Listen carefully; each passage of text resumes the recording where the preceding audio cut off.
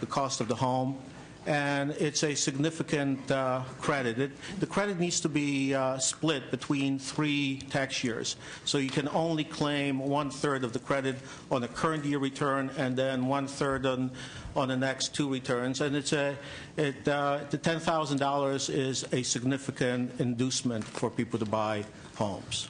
Yeah, no, but the issue that came up last year was very few people who used the credit had as much as $3,300 in tax liability in any given year.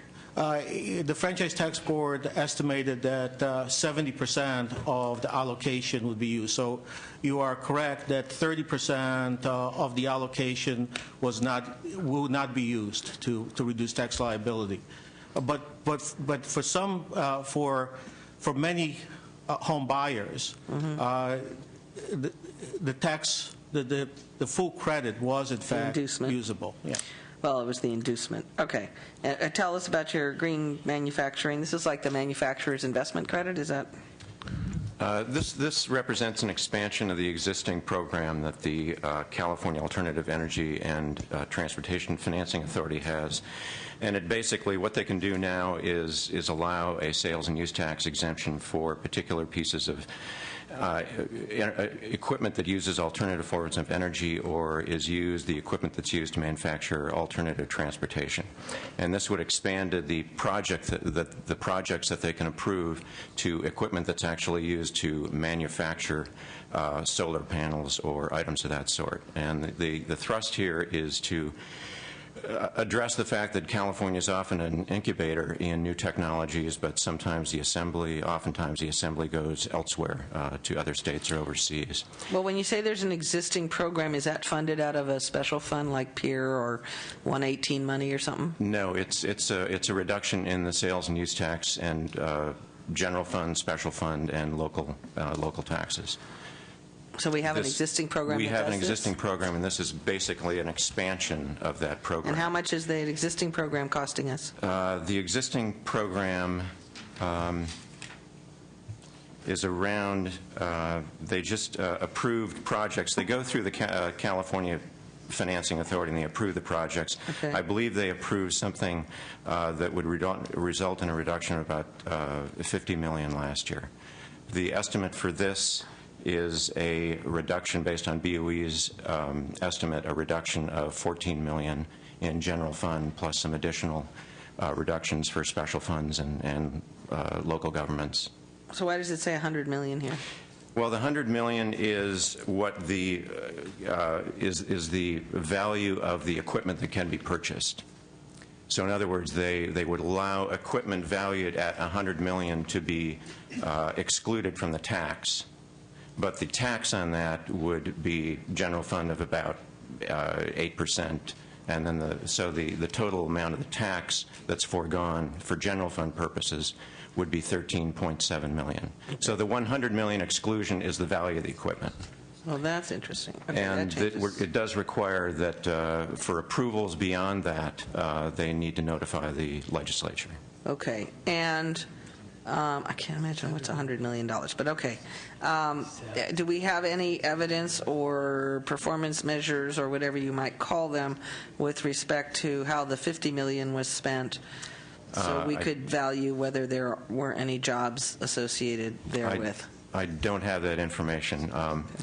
Under this amended bill, there is additional requirements that the Commission is required to look at in terms of the benefit and costs, the number of jobs created. So it does require them to go through this approval process. Okay. It also attempts to address many states exempt the purchase of equipment by businesses from sales and use tax altogether. We used to do that. That's very expensive to do, but this does get at a little bit for this particular type of manufacturing. All right. Mr. Warren, do you want to comment, LAO, comment on these two at least, and then you will save to the end. Sure. Generally, we kind of recommend to the legislature that stimulus activities generally be left to the federal government, because frankly, you actually started to talk about some of the issues yourself, that that we have a finite amount of money. We can't run a deficit for the purpose of stimulating the economy. So what happens is expenditures, or use of general fund money for some of these stimulus activities have to be compared with the alternative. And what is that? That's other program expenditures. And if you look at the research, actually, the stimulative effect of other kinds of, the short-term stimulative effect of some of these other programs, such as programs to get money to low-income people or unemployed people who spend basically all of this money back into the economy, is actually larger than these kind of infrastructure projects. Also, a lot of the value of these projects ends up being a windfall for the people who are getting the credits. People who are going to go buy a house anyway can claim the $3,000 or $10,000 credit, and it actually doesn't change their behavior. So you have to kind of look at what's really the net stimulus to the economy, and so it's our advice to you to generally kind of stay out of this business and leave it to the feds. All right. One other just comment for finance, and then we'll let all the anxious folks come up. We'll leave you guys to kind of this more panel discussion. It seems to me we get more money out of stopping furlough days in FTB and BOE and federally funded positions and special funded positions. The discussion we just heard about DI and unemployment and EDD, it seems like finance has accepted, by virtue of the way they've scheduled for releasing furloughs in July, that we would realize several $100 million in FTB and BOE collections. Why on earth wouldn't we do that now and get whatever $200 or $300 million that would be worth now? Chris Hill for Department of Finance. Well, in a perfect world, if we could exempt BOE and FTB from the furloughs, we would like to do that. But unfortunately, for legal reasons, we can't, because if we were to exempt those two organizations, we would have a case where you'd have employees in the same classification being treated differentially in different departments. And we're concerned that that could threaten the that could legally jeopardize the $1.2 billion in furlough savings that are scored in the current year budget. So, how about if we just did the federally funded and specially funded employees? We would they're still employees of the state of California. So you'd still potentially have a position where you have employees in the same classification being treated differently in different departments. But that goes back to the problem that we had last week. All of that would have been solved if you had contracts with anybody, anywhere in the entire state. I mean, either get contracts or stop furloughing people who raise money and get money that's federally dollars to spend. It just doesn't make any sense. It's not saving any money. It's costing us money.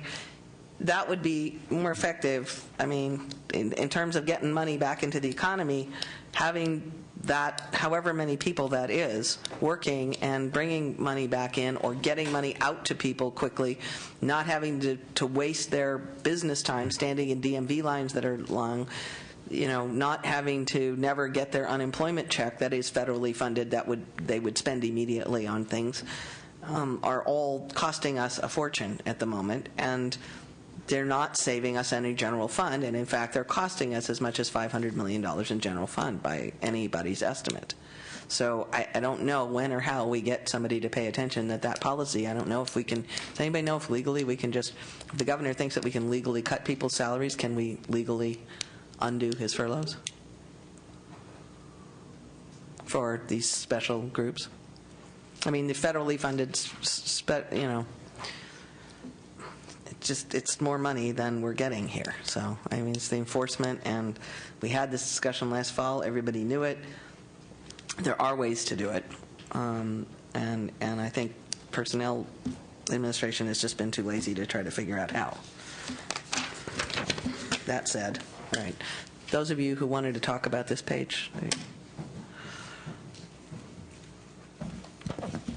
Good Good afternoon. I'm Allison Barnett on behalf of the California Building Industry Association, here in support of the homebuyer tax credit proposal. Last year's homebuyers tax credit program was hugely successful and ran out of funding in 4 months, well before the statutory deadline. Home builders saw a dramatic increase in traffic and potential homebuyers coming through their subdivisions. Sales picked up, and soon builders were pulling permits and hiring subcontractors to build the houses. We think the proposal is a good one, and we strongly believe it will work again to create jobs and give a much-needed boost to housing markets. Thanks. Oh, sure. Wait. Senator Leno?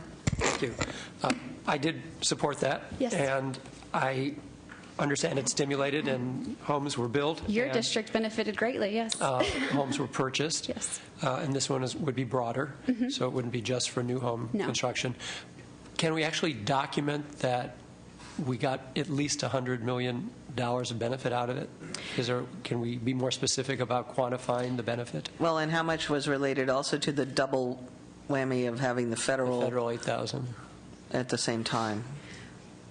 I mean, and I don't know how long the federal one has been extended now till April. It has. It expires end of April. If you're in And is that escrow, you still have till the end of working? June. So are you seeing that effect still just because Well, of the that federal one? credit is limited to first-time homebuyers, and it's Right. income restricted. So the pool of people it benefits I is see. actually a lot smaller. This credit on the new construction side is not limited to the type of buyer, and it also is just for the new construction. On the existing side, it under the proposal now is limited to first-time home buyers.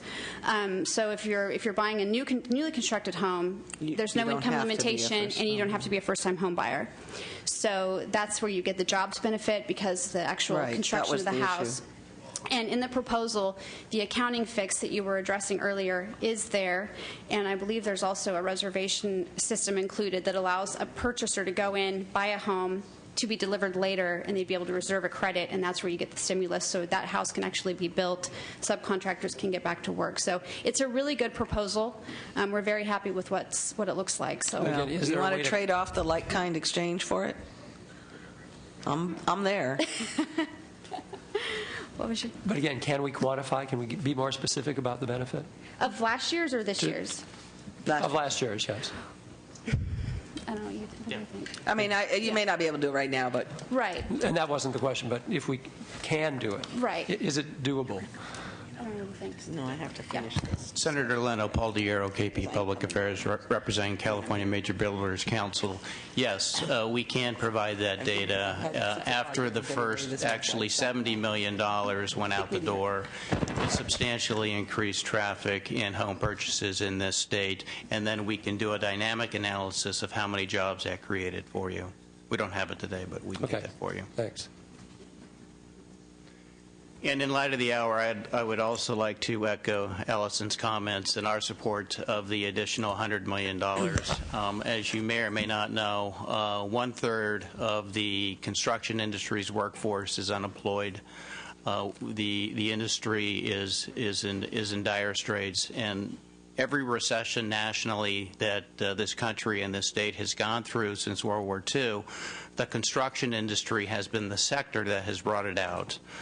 We are building on the success of last year's program, and unfortunately, due to FTB's accounting of the $100 million, we lost $30 million through that accounting. So we're coming back to a proven program.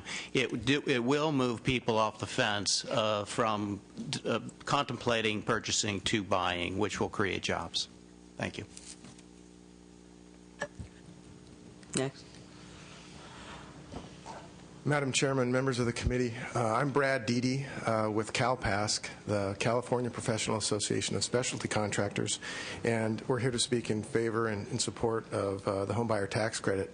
And to Senator Leno, your question about being able to document the benefit last year, I can actually leave this with you today. That would be helpful. For the committee if you'd like.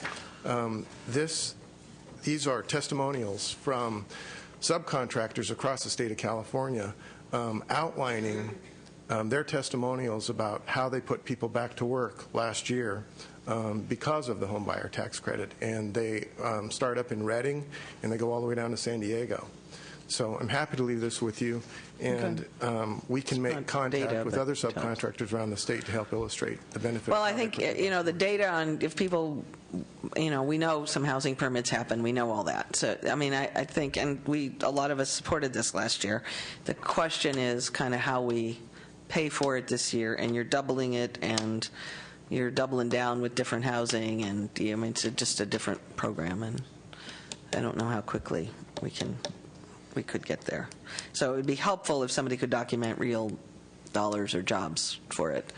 I mean, we get the anecdotal stories. I mean, we all have those. I'm sure most of us know folks who did do it and builders who said, yeah, it's great because I got rid of my existing stock, and now I could build some new housing. And we have seen an uptick in building permits in the last year or so, starting small, too small, but nonetheless, we're starting to see it. So I don't know how much existing housing stock is out there, how much is the old stuff that they're targeting the new home buyers with, how much of it is the new stock.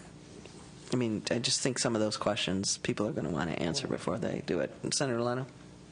In broadening this, clearly the new home construction would have to compete with the homes that could be purchased by first-time buyers that are existing homes.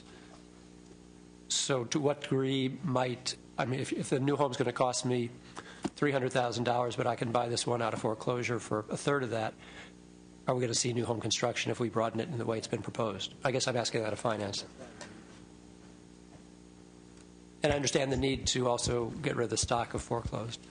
Yeah, the way that this credit would be structured is that there would be $100 million would be set aside for new homes, and there would be $100 million for first-time home buyers. Okay. So there would they're be not competing. yes. So the new homes will get the stimulus of $100 million. Got it. Okay. Senator? I'm just curious how fast the foreclosures will move, because anecdotally, what I've heard in my district, that people want to buy a house and they don't move, it stays there for months and months because the bank won't sell it for whatever reasons. So, I mean, how are we going to move the banks? How are we going to move those people that hold all of that supply? This could also be for short sales, I guess. But even for short sales and stuff, the bank has the ultimate okay. I mean, the banks have been problematic. Getting credit is still a problem in the universal market. So, okay, thank you and leave us any and send more, and we'll think about it. Is there anybody here to testify for this manufacturing credit? Interesting. Okay. All right. Now, if we could go and ask Mr. Warren to do your overview on taxes in general, and then sort of, if you can weave in there everything that's on pages 15 through 18. Sure, be happy to. Just Thank sort you. of, Sure. I think that covers this. So we have a handout. I hope you have it. It's got 3 tables on it. So back in January, when we did our overview of the governor's budget, we concluded that you probably need additional revenues to fill the $20 billion budget problem that you face. Tonight, what we're presenting is a menu of changes that we would put in front of you for your consideration. And we think that we've tried to choose proposals that we think represent really good tax policy. I do want to make it clear that this is not a package. That is, we're not recommending that this is the right level of revenues that you need to close the budget. It is a list of options that we think represent good choices. It's a menu. Correct. So my page 2 corresponds to your page 15, which are the governor's trigger revenues. Okay, and you can see there's 5 proposals that's being made in the governor's budget as a backup to allay concerns that perhaps the amount of federal funds that are included in the budget may not materialize. The first is extending the moratorium on the use of NOLs, or net operating losses. And these are basically where companies have losses, and they can carry those losses over into the future and deduct them from future profits. So we've had a 2-year moratorium on them, and the budget proposes another year or so, and I'll get back to that. The dependent credit exemption on our personal income taxes is the second one. That would be also, all of these, the governor's proposing a 1-year extension. Delaying credit sharing among related companies. This was a policy put in place as part of the budget a couple of years ago, and it actually has a broader ability for companies to share these credits and take tax reductions as a result. The governor would delay the implementation of that to 2012. The single sales factor is the way that companies who are multi-state companies kind of divvy up their profits among the states. There's an apportionment factor. Currently, we have a 3-factor apportionment factor, and again, as part of a budget settlement, the law was changed so that starting in 2011, companies can elect to use either the 3-factor or the single sales factor, that is only based on the amount of sales. This would delay that for 1 year until 2012. The issues with that, and I see it in yours, but somebody talk about it.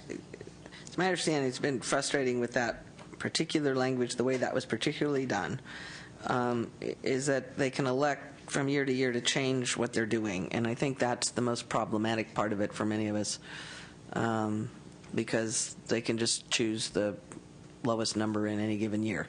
Aren't most tax credits of this type, don't they have to do, I don't know, choose?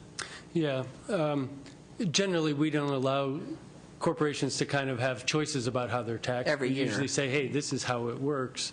And, the annual election is a particular concern because it does allow them to kind of flicker back and forth between the apportionment choices and minimize, just for the purpose of minimizing their taxes. Yeah. Well, and it creates instability. I'm sorry? Instability in our assessments and our estimates, because we never know from year to year what they'll choose.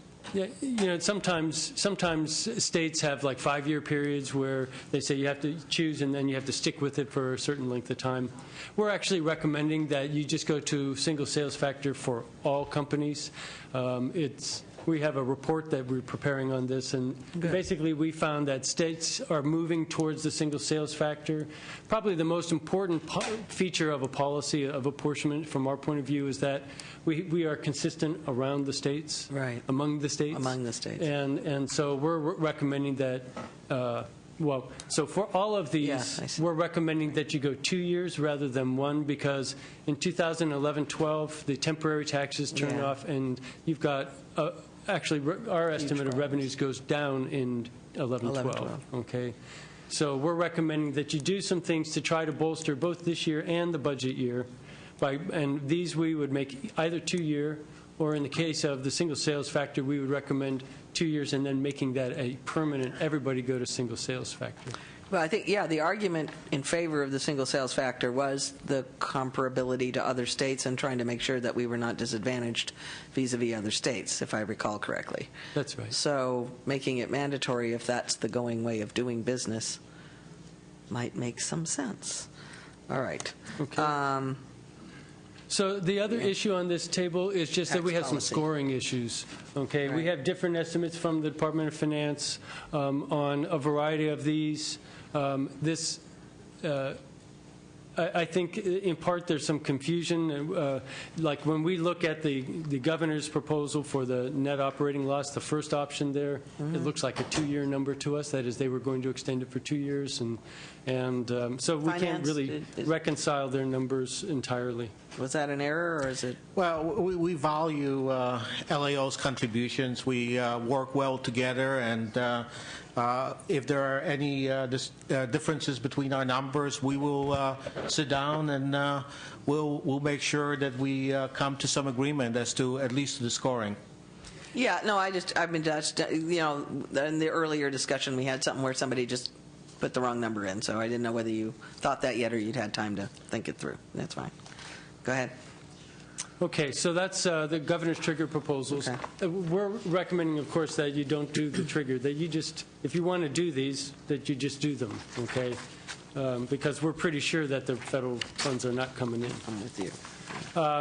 The page 3 is our recommendation on tax expenditures. Tax expenditures are policies. They're kind of similar to programs where you're trying to accomplish a certain kind of goal through the tax system, okay? Probably the one we all know best is the mortgage interest deduction, right? That's a way to encourage home ownership. So These are on page 8. we have a number of tax expenditures that we would recommend that you eliminate. These are all based on our policy evaluations of the different options. Enterprise zones has been discussed today. Like-kind exchange, that has also been discussed. That's an interesting one. We allow businessmen to trade properties out, and then they don't have to pay taxes on the capital gains. And Even when they trade out of state, which has always been my biggest beef with this program. And we talked to an association of people who do like-kind exchanges. That's kind of how they operate their enterprises, and their goal is to never pay taxes on the properties they own and to die and pass it on to their heirs, and then, of course, it's exempt from taxes at that point. So it's its own little industry, and we don't see the rationale for industry. it. That's what we need. We also, there's four of these, we're recommending that you change the personal income tax law so some of the benefits that people get are taxable. Probably the most important one is that we're recommending you tax Social Security benefits. Federal government taxes Social Security benefits. Do they really? They do. Not above a certain level, or is there It's a particular threshold? formula that they use. I can't imagine my husband's $700 check being taxed. It's like so little, it's hardly worth it. 85% after you're over 40,000 in income. I see. Okay. Yeah, it depends on both your Social Security income and your income from other sources. And if your income from other sources is below like 20,000 or so, you generally don't get taxed on your Social Security benefits. I see. Oh, it's the other sources. Interesting question, but okay. So then finally, on the last page, we do have a couple of tax rate increases that we're suggesting. We don't generally encourage the legislature on our major taxes to increase the rates because they are already pretty high. But a couple of exceptions that we're suggesting. One is the alcohol tax. Alcohol tax hasn't been updated since '91. You remember last year the governor had a nickel a drink. And this isn't that. This is just updating it for inflation. What's your inflation numbers? Because I've been playing with my rounded numbers on this one were 30 cents on wine and beer and I think $4.50 or so on 30 cents a gallon. Yeah, Yes. instead of 20 cents a gallon. I think that's right. And I had $4.50 as kind of my rounded number on what I was thinking about. Distilled spirits. Yeah, because it's $3.30 now. And so then when I thought about the 30 cents being a third, I sort of did the other one a third too. But that was just kind of trying to round it up to some regular number that people could understand. And did you have a number what was your inflationary number? That's what I was just curious. Yeah, sure. So on wine, it would be 32 cents a gallon compared to 20 cents now. Okay. On beer, it would also be 32 cents. Right. On distilled spirits of 100 proof or less, which is taxed less, it would be 5 1/4 as compared to 3.30. 3.30 to 5 1/4. Yeah. Okay. And that gets us 210 roughly Okay. $1 million. All right. Not bad. And then finally, the vehicle license fee doesn't get you anything this year because, of course, the vehicle license fee already is operating through the end of this budget or the next budget year. But again, because we do have a longer-term problem, and because the vehicle license fee is essentially the property tax on automobiles. And so what we're recommending is that you align the property tax rate on property like boats and planes and, of course, homes with your automobiles and set it at, it's just a little bit below 1.1%. Yeah. I've been arguing that for years. Okay. Since 1A. So returning to your agenda then. Yes. We would be on page, I believe, 16.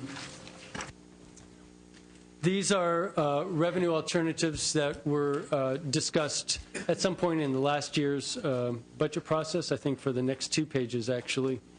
Independent contractor withholding. Right now, independent contractors generally pay through estimated payments. This would implement a withholding policy. It would bring in $1.4 billion. I just note that that's actually mostly what we call revenue acceleration. That is, the long-term impact of this policy is fairly small, a couple $100 million. The million here, 100 million there, sooner or later. The financial institution record match actually authorizes FTB to get more information on the amounts that are held in our accounts in the banks as a way of trying to find taxpayers who owe taxes. The abusive tax shelter definition, I'm afraid I'm not clear what that one is. A bill that Senator Wolk has carried in the past, but we'll try to find the bill number for you. Somebody else may know. I think the numbers are a little larger. It's the Haven. The block yeah. bill? Different bill. I think it has to do with offshore Cayman Islands folks, but I'm not sure I understand it either. Tax havens. But we'll find it. Professional license revocation, there was going to be a link. People who owe back taxes would not be able to get licenses renewed until they paid those taxes. That was a bill from last year. And the sales tax nexus, this is aimed at companies like Amazon that operate from out of state but do significant business in California. Turning to page 17. Of the sales tax nexus? Yes, that's the sort of do like New York. What's the status of the New York lawsuit? Did New York win yet? Yeah, did New York win yet? New York won at the first, at the Lenny Goldberg, California Tax Reform Association. They won at the first level of court. They're at the appellate court in New York. I believe they've had hearings already on it. Okay, so we wouldn't be too far off the mark if we did it. I mean, we wouldn't be inviting the lawsuit because it's already happening. No, it's not. All right, Mr. Warren, I'm sorry, we got FTB up here, I think, that might explain the tax haven issue to us. Yes, Brian Putler, Franchise Tax Board. The Wolk bill from last year, what it did was provided a consistent abusive tax shelter definition for the entire abusive tax shelter scheme in California law. And the problem that the department has been facing is that for the various penalties, it really comes down to there are different definitions. And so by creating just one definitional place to go for what an abusive tax shelter is, it streamlines the statute, it makes it easier for everyone, and it does end up bringing in a little revenue, too. It helps you enforce, generally, the tax laws. So that's correct. Do you guys have an opinion on this single sales factor issue that we talked about earlier, or kind of making it so everybody picks one, not two? Well, right now, the way the current law is, with the election between Water's Edge and Worldwide Reporting, there is a 7-year election that's made. Okay. So it is different policy-wise. So we've had an election for folks, but now we're changing the election? I mean, by virtue of the single sales thing? Well, now for that's for the Water's Edge issue. Okay. But so it is kind of a change in policy, if you would, because right now I would characterize the state's policy to be one where when an election is made with regard to unitary reporting, the taxpayer lives with it and the department lives with it for 7 years. I see. This would allow the taxpayer to elect on a year-by-year basis. So we could either go purposes of single sales to be factor. consistent with that, would have us do this at 7 years, or we could do as Mr. Warren suggests and make it mandatory and not have to worry about every year being different. Okay. Correct. But and I just want to be clear, our board has no position on whether there should be a 7-year election or not for the I just wanted, I didn't expect them to have a position. That's fair. Some of these other ones, though, you think you can implement firm license revocation, those kinds of issues? Have you guys looked at some of those for purposes of just making your job easier? Yes, there. In fact, firm is an occupational suspension. Those are both FTB-sponsored ledge proposals. So. Okay. Oh, okay. So you do have a position on those. All right. Thank you. And then, Mr. Warren, you want to? Sure. Well, you talked about the alcohol. Sure. Page 17. Yeah. The sales tax brought into services. That was a select group of services. It was fairly narrow of things that were kind of consumer purchases. Oil severance, that's, imposing an amount of taking it out of the ground. The cigarette tax. It's all been around the block. That's pretty self-explanatory. And the fuel tax, we kind of talked a lot about that in the transportation discussion. That's probably going to get one way or the other resolved in there. But that also, I would remind, is since 1992 that the excise tax hasn't been raised, right? Just similar to the alcohol excise tax. Okay. Now, let's sort of go into the panel mode that we sort of set up. Mr. Goldberg, Ms. Ross, Mr. Wolf, sort of, if you can do the sort of the 1,000-foot overview, on some of these issues. I think what we're looking for is this question of tax policy that I think Mr. Warren raised, which is, what are the things that make sense to stimulate the economy, to not stimulate the economy, to help us clean up the tax code, do anything that looks like, we're reforming ourselves or doing it differently, because obviously what we have been doing has not been consistent and hasn't worked terribly well. And then I think there's public people who want to talk about specific ones of these. Is that the way? That's just by virtue of who's out there, who's left in the room. There are a few folks who I think want to talk about enterprise zones perhaps, and some others that might want to chime in on some particular comments that are some of these things. So, wrap it all up into including some of these, your thoughts on some of these. If you have other ones, this is our wide open. Give us some ideas, and in part couched in this notion of what's tax policy that can help us with jobs and help us, kind of get a stable footing for the future. So, Ms. Ross?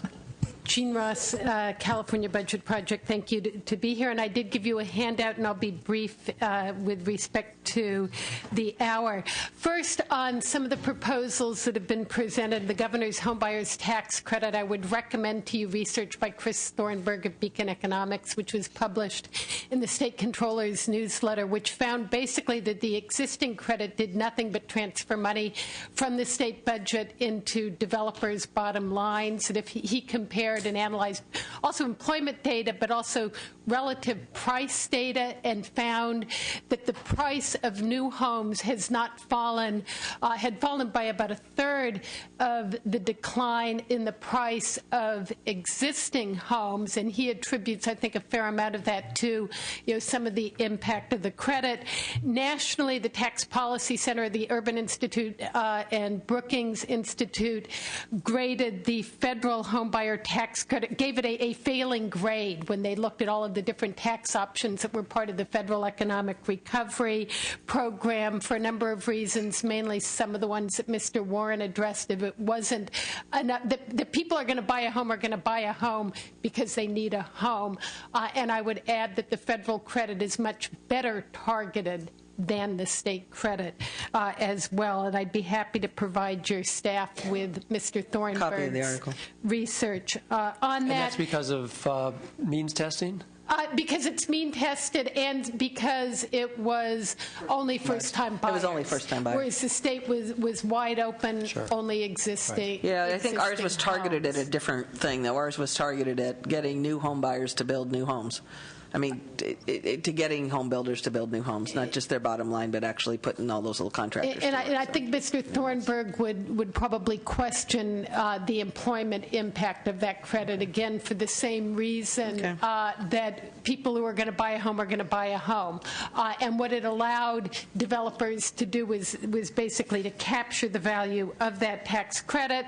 And again, I would concur with Mr. Warren's comments that state budgets are not a good place to do economic stimulation or stimulative activities, because you have to take the money from someplace else. And most of the modeling that's been done in terms of the economic impact of different types of activities suggests that transfer payments, programs that put cash into the pockets of low-income individuals, have a better bang for the buck. Nationally, and this is Mark Zandy, who is, I think, with John McCain's economic advisors, one of them, as well as did a lot of the modeling filing for the president's package last year found that most of the tax activities have the weakest impact in terms of bang for the buck of a whole range of policy options that they looked at, and I can provide you with that data as well. In terms of overall principles, first of all, I think when you're in a hole, stop digging. Said it before, you don't have revenues that you can afford to lose right now. And again, I think there is no credible economic model that says that you get anything even close to $1 back for $1 foregone. And if you go back to the state's dynamic revenue estimating model from the early 1990s, I think the best feedback that they got was that you captured about 30 cents of benefit and still lost 70 cents on the dollar.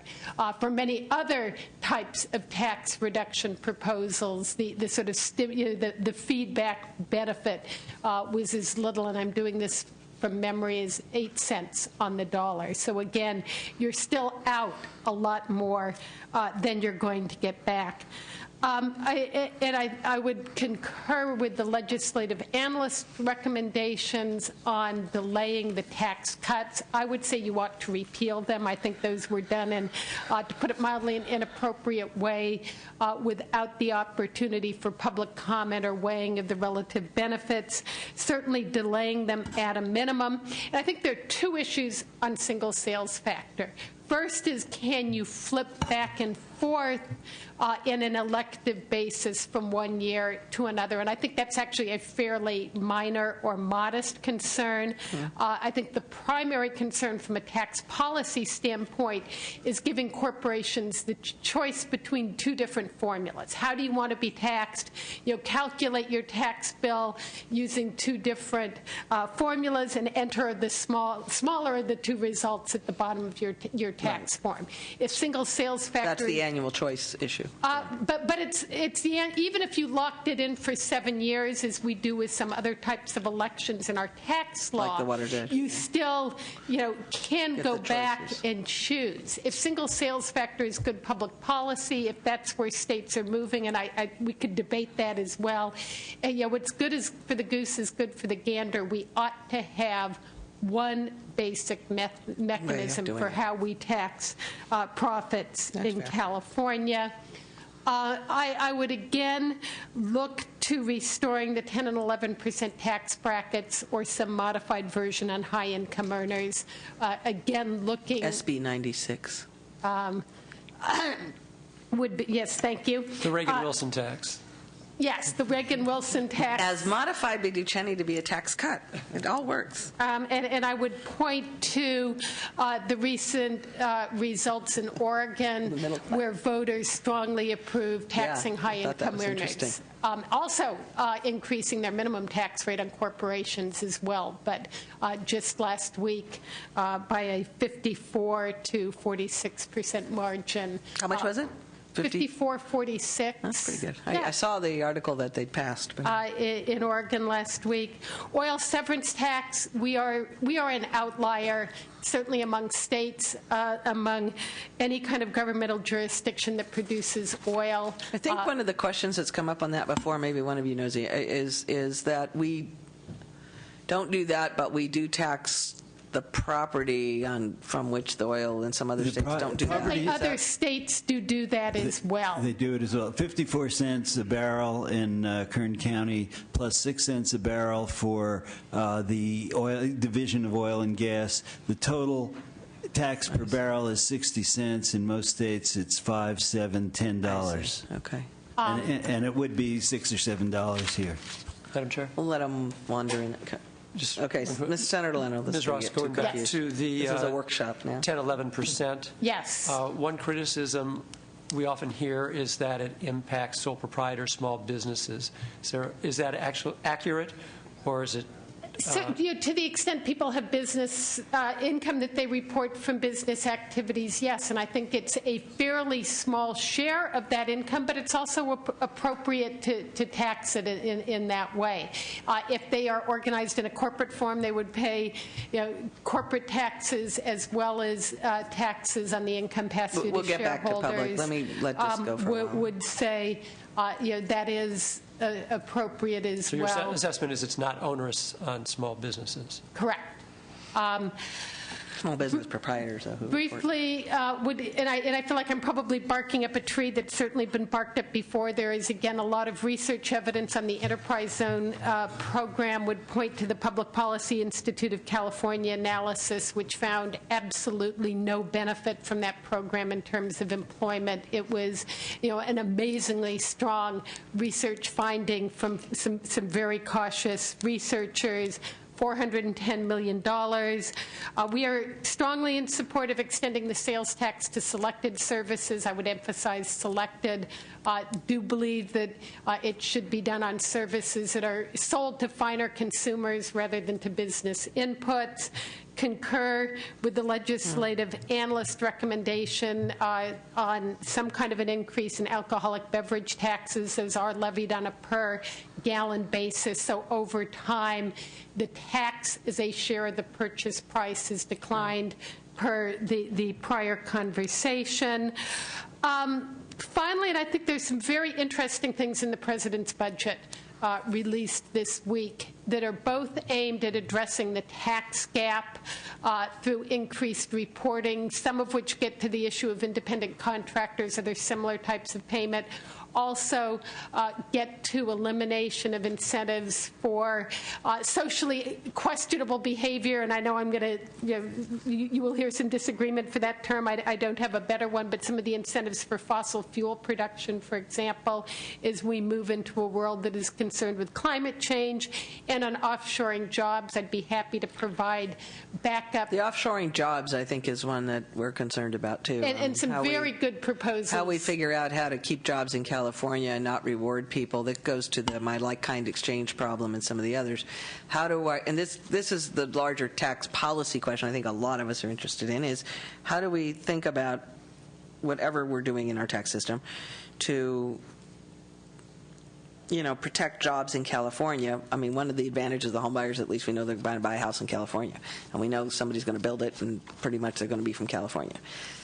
When I'm some other things where people are sending the jobs to India or, frankly, to Arizona at this point, I'm less excited. So how I protect, through both budget and tax policy, keeping contracting jobs, in other words, people want to contract out. Governor wants to contract out prisons to Mexico. I'm not quite sure that works. First of all, I'm not sure contracting prisons works at all. But beyond that, I mean, it doesn't make sense to me for me to use public dollars to contract out IT services to India. So the same thing with our tax policy should not reward somehow the company who figures out how to leave California, have some very small presence here, and hire people in India or Indiana, for that matter. So I'm sort of mixed on how to think about a tax policy if we have exemptions and credits and such that allow those things to happen versus something else we could do that might stimulate the economy. Several dozen proposals in the president's budget that was released earlier this week. I'd be happy to provide your staff. We might want to look at conformity with backup that we may want to, and that also helps from a tax administration standpoint. Right. We always because like of conformity the is always better. information sharing agreements. An interesting thing, again, that the president is proposing would be to offset tax debts. Federal tax debts are also looking at state tax debts as well from payments made to firms that contract with the federal government. And I think, again, certainly before the state pays businesses money that's coming out of the state coffers, you want to make sure that those same firms are paying the taxes they owe to California. Again, there's language and proposals that have been made at the federal level. Getting some of that to us quickly might be good. There you go. Be See happy that? to, Just I'll leave it right with the there. sergeant on my way All out right, the door. thank you. And we'll concur, and I think Mr. Goldberg will talk about some of the internet sales, and again, really trying That to one get we'll at the talk to. taxes that are owed Already owed to us, yeah, not and before we particularly get to the new one. those that provide an incentive for people, or that get rid of an incentive for people to do business outside of California Right. to the disadvantage Of California in-state businesses. Right. which is why That's we the no longer Amazon. have bookstores in this state anymore. Right. So thank you. That's what I mean about the policy, trying to get at that. Let me, okay, Senator Leno, and then I'll real go to Mr. quickly, have you commented on the phenomenon of businesses that benefit from our tax breaks and then leave the state 2 or 3 years later when the tax break was to incentivize their creating jobs here, and Yeah, I then certainly think the that opportunity for us to claw back those that tax should, to dollars. the extent that you provide benefits such as that certainly providing a clawback provision would make sense, because that is certainly, and again, I think this is one of the issues that we have raised historically with some of those tax breaks, is oftentimes the benefits to states are short-lived, because you see firms that travel around the country argue for tax breaks, use them for a short period of time, and move on. And I will say, certainly with respect to single sales factor apportionment, the Raytheon case in Massachusetts is legendary, where you had a firm that came to the Massachusetts legislature, argued very strongly, made lots of promises in terms of keeping jobs in Massachusetts if they were to get that break, only to turn around a very short time later and enact massive layoffs. So I think certainly that is a bottom line thing that you need to build into these That's an provisions. interesting question. All right. Mr. Wolf? We already did. Do you want to comment on that sort of broad sense, and then we'll have Lenny close, or, I mean, that way, and then we get to the public folks to comment on some of these and some of the other questions. So if we can, I hate to, I sort of let her go too long, but 5 minutes or so would be nice. Yeah, Madam Chair, I think I can do it in 5 minutes for the thank sake you. of time. It's been a long I afternoon. appreciate that. It's a long day. Absolutely. Yeah. David Wolf here with the Howard Jarvis Taxpayers Association.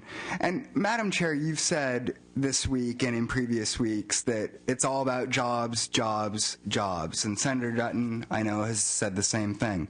And it is all about jobs, jobs, jobs. Simply put, we believe government cannot and should not be in the business of providing jobs. The jobs bill comes to mind. We talked about that this afternoon. I'm not sure that's the governor's jobs bill proposal. I'm not sure that's going to be effective. The tort reform bill? Is that the one you're talking about? No. The governor's $500 million jobs bill Oh, the job package. training thing. Yeah. We want to analyze that a little bit more, but I'm not sure that's going to be effective in providing jobs. Members, we have 2.5 million private sector workers out of work right now and seeking jobs. These government proposals, whether it's the jobs bill, whether it's movie tax credits, whether it's tax credits for employers, you're just redistributing the money and shifting it from one pot to another. I don't think that's going to be really effective in providing jobs. What is going to be effective is lowering the overall corporate tax rate, income tax rate, sales tax rate, to make sure that the broadest number of Californians have access to a growing economy to spur job growth. That's what's going to do it. That's what's going to do it. Let me talk just about some of the tax proposals on the table. As you know, we did pass $12.6 billion in new tax increases last year, some of the most regressive tax increases I've ever seen in terms of a 0.25% income tax increase across all income tax brackets. Every single one. It's horribly regressive and is not going to help people who are out there looking for jobs. Personally, I hate the sales tax one more than anything because it's not federally deductible. That was my other favorite.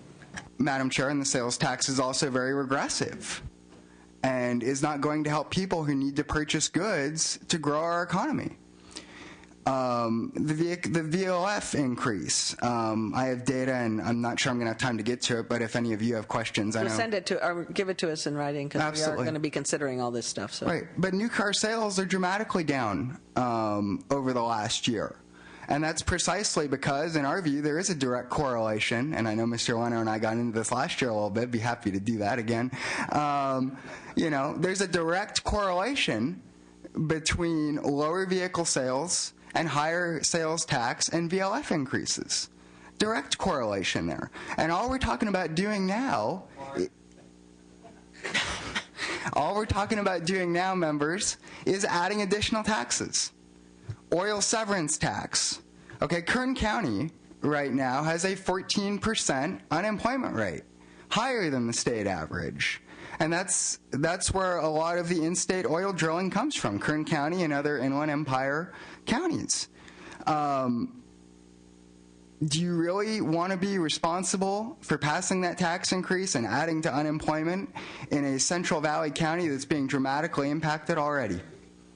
Do you really want to add to higher gas prices for Californians all across this state? Is it fair to go from no oil severance tax to now having, whether it's 9.9 or Mr. Tirico's amended version, 12%, still one of the highest oil severance taxes in the nation? Is that fair? It's not fair after you've already passed $12.6 billion in new tax increases for very average Californians who are hurting because 2.5 million of them are out of work. Doesn't make any sense, in my view. What about some of those loopholes and things? Do you have any thoughts on some of these out of state? I mean, if you're saying you don't think the credits and stuff work, could we, in some ways there is a way to think about, lowering sales tax, which I think is silly, to if you were to either extend it in various ways or to stop doing exemptions from a lot of things, to these, for lack of a better term, loopholes and tax shelters and. Yeah, Madam Chair, if it's all right with you, can I just quickly finish addressing the overall tax increases? And I do want to touch on that. The cigarette tax, again, very regressive, does dramatically hurt lower income people and individuals. But it also doesn't get any money. So. Right. Well, it also, Madam Chair, it drives sales underground. It hurts our sales tax revenue.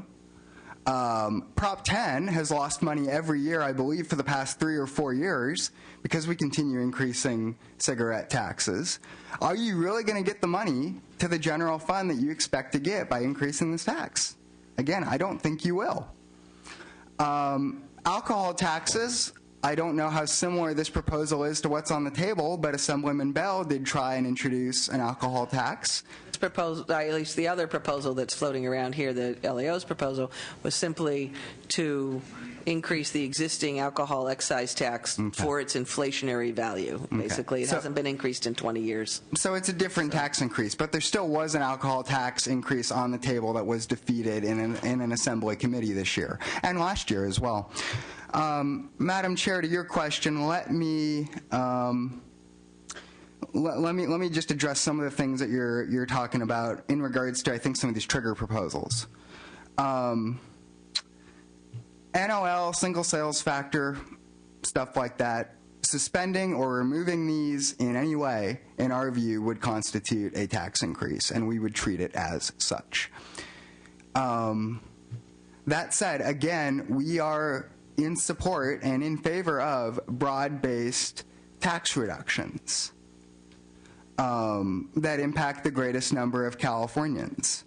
I don't know how that works in terms of whether single sales factor or NOL reductions or any of that stuff is effective.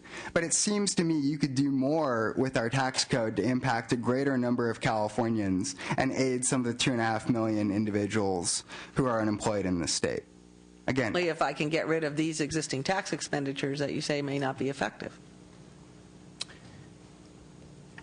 Right. So that's why I'm looking for options of those things that might not be effective, and some of these sort of threshold questions like do we do acknowledge inflationary issues in taxes like alcohol, which hasn't been raised since 1992, like gasoline excise tax, which hasn't been raised since 1992, some of those, and do we think about, are there all these things that are showing as expenditures and costing us billions of dollars on the budget that forced us to do silly ones like last year? I kind of half agree with you on some of the last year ones. Right. That we did those. Why wouldn't we rethink, if those aren't the most effective, get rid of some of those things and do the more effective things? Maybe we would be able to reduce the sales tax and more rapidly and promote sales. Maybe we could do a housing tax credit if we didn't have some of these other things in the mix. And so part of the question here is, what are the things that will create stability over a long term? Right. And on the VLF, I don't know if this was his argument, granted, I mean, right now the question of new car sales and sales tax and VLF get real tangled because new car sales were down before the tax was raised, and it probably does have some impact on people's willingness. Last summer, we saw the cash for clunkers. Suddenly, everybody ran out and bought a car for a minute, and then they stopped as soon as that money was gone. It's hard to tell. But I'd also ask you to think about the data that would show that when the VLF was 2%, people were selling cars like crazy in this state, and it wasn't throughout from 1948 till 1998, we didn't seem to have a problem with new car sales, and the VLF was 2%. Right. So kind of trying to tie those, that somehow if we go back to 1% or 1.5% or even 2%, which was the rate for 50 years, that somehow we're impacting new car sales. I don't know. No, and Madam Chair, I mean, we're all for declining tax volatility in our tax system. I've gotten up here before and spoken about a flat tax, a 1 to 2 tier flat tax that would go a long way to lowering some of the very progressive income tax volatility we have in this state, where the top 1% pays half of the income tax, which in turn makes up 45% of the overall revenue. We'd be happy to do that. Sales taxes. I'll throw this out for consideration. If you wanted to broaden the sales tax to services, and we're willing to lower the overall sales tax rate to make it absolutely definitively revenue neutral, that would go a long way to easing some of the tax volatility that we're facing in this state. But again, absolutely dynamically revenue neutral. But you can judge that for more than a year or two. But is my mic? Yeah, there we go. You can't with any great assurance. And that's part of the problem. If you guys really wanted to ease some of the tax volatility in this state, you could do it. But you don't want to. You don't want to. All I see out of this is tax proposals. Oil severance, cigarettes, eliminating, tax breaks, if you will, for business. Those are all tax increases. We're not having a fair discussion on volatility. I'm not concerned about volatility. The tax breaks issue and the loopholes issue is one that deals with tax policy, and a whole one page were tax abuses. Do you have views on those? I mean, basically the how do we collect it page. I forget, page 16, 17. We're just collecting taxes that we think are already owed to us. The nexus issue, the abusive tax shelters definitions, some of those are not termed by most folks as increases. Are they by you? Madam Chair, I would have to go in and look at those proposals in more detail. I really don't feel comfortable commenting on that. Okay, they mostly were in bills last year, so you can relook at them. They were mostly budget proposals from last year. The firm issue, the nexus issue, the independent withholding issue, some of those are all collections issues in many people's view. And I think we've, for a long time, been concerned about these tax expenditures and whether they're targeted. Even you're saying you're not sure they're well targeted. Well, if they're not, then why wouldn't we get rid of them? And that might give us flexibility at some later point to do something more rational with the tax policy than to be relying on sales tax and high-income earners. But again, just to make it absolutely clear, getting rid of those would constitute a tax increase. Yeah, I understand. So how you not for a broad. How you work that out is how it works out. But to get rid of them unilaterally would constitute a tax increase, and I just want to be very, very clear on that. No, I understand, but it wouldn't be a broad tax increase to the broad folks that you're saying you think it would be better policy for us to provide decreases to. The financing to allow such things to occur comes from not doing these things that target very specific groups. But again, in our view, still, getting rid of those that were voted on and approved by the legislature would qualify a tax increase, in our view, just as bad as the ones you guys, members, passed last year. Okay. Then are all taxes are created equal and all tax credits are created equal? See, I don't know that all tax credits and all tax expenditures are created equal. Broad taxes, there's a viable argument for. The other is a little harder. I mean, all these credits that kind of accumulate over time and just clutter up our tax system and make it difficult to administer are more problematic, I think. So, but give it some thought. And also the inflation question, I'd be interested if you thought about that one a little bit too. I'm sure, Madam Chair, there will be other hearings. Oh, I imagine. I have a hunch. So. Yeah, probably for a while. But anyway, if you have thoughts on those quickly, because some of these notions might more quickly than others, but we'll see. And these trigger proposals and stuff. Mr. Goldberg, thank you. Lenny Goldberg, California Tax Reform Association, and I agree with I think everything that Gene Ross said, and I actually agree with a few of the things that Mr. Wolf said, but not all of them. Let me focus. So I guess I'm batting cleanup here. Let me focus on a few things. The elective single sales that we passed is an embarrassment to the state of California. And there is something about every year, although the numbers don't show it. If I have a loss year, I am going to choose, if I'm in state and have a loss this year, I'm going to choose to not elect single sales so I can attribute more losses to California. If I am out of state and I take a loss, I will elect single sales so I can attribute more losses to California. If I take a profit, I'm going to choose which I don't want. So then we get a larger accumulation of losses. And one thing that hasn't been mentioned here is probably, I won't use Barry Broad's terms for the other thing, but it's probably the worst tax policy that we have done, which is loss carrybacks.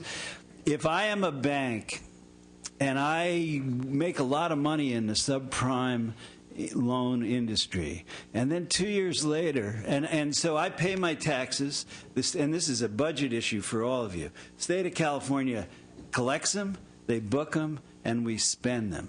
2 years later, I'm going belly up, and it may be that the economy's down, so we're making all kinds of cuts, and we're writing refund checks for what the bank had previously paid in taxes, or the corporation, or any businesses. I paid taxes in a good year, that's the way it is, and we spend them. We don't say, well, these are all contingent. What we've done is essentially make the corporation tax a contingent tax depending on future economic conditions. Now, you can't run a state that way. And when people start talking about volatility in the tax system, the notion that we would book, collect, and spend the money and then have to give it back 2 years later is as destabilizing a policy as we have ever introduced. And with the original bill on it was not, the clawback came way late in that game. The carrybacks. Yeah, the carryback thing, because that was a September 08. It was a September 08 budget deal, and it combined with the ability to attribute more losses or fewer profits. You can attribute more losses and then carry them back, getting refunds for more taxes than you even ever expected to get refunds for. So we have really led. This is and people have described it in a chuckling way. This is a corporate tax lawyer's dream that we have created. Now, let me also talk something else about the single sales election, because it does not, it solves that problem, but it does not solve it to give you an election. If there is an argument for single sales, I don't buy it. Gene Ross doesn't buy it. Most of the people we work with don't buy it. But if there is an argument, it advantages, it has, if it has any incentive, if it's supposed to have an incentive effect, it advantages the in-state companies, okay, the ones who invest here, but it disadvantages those that take advantage of our market and don't invest here. So they're now incented to come to California or come to the single sales factor state. That's the theory by which states all pass single sales. I don't agree with them. We can argue about it, but at least the theory was, okay, those out-of-state companies are going to now have an incentive to invest here. Well, guess what? What we've done by giving that election is completely eliminate half of the, at least half of the so-called incentive policy. I have a hard time saying it is an incentive policy because I don't believe it. I'm not so sure it's as much about luring somebody in as not allowing somebody else who had already done that to lure them out. No, but it also, well, not allowing somebody else, but it also, the policy argument is supposed to be everybody's incentive equally, and their incentive is to add payroll and property in California and not increase their tax on it. Well, what we've done is to completely, throw up our hands and say we don't want any tax increases on out-of-state companies, is how the decision got made, as I understand it.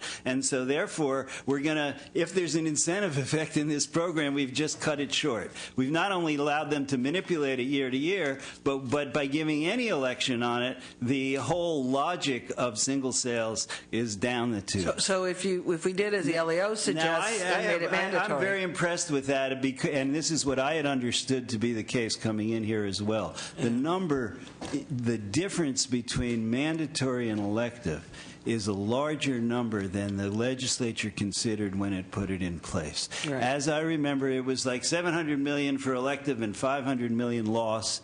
Which you shouldn't have been contemplating then, but given that it was $700 million. Oh, it's only $200 million, and we get rid of a lot of opposition. Well, you also get rid of the so-called incentive effects, but it turns out, and I don't know, his numbers combine the two, the election and the mandatory, or the delay and the mandatory, but it's my understanding that $200 million difference is more like a $400 or $500 million difference. So if you said mandatory single sales, that would be $500 million, and it would allegedly improve the effectiveness. I have a hard time saying it, but it would improve. It would be what the program is supposed to be, instead of a bastardized compromise that it doesn't even do what it's supposed to do, and loses even $500 million more money, more dollars than it's supposed to lose. And combined with the lost carrybacks,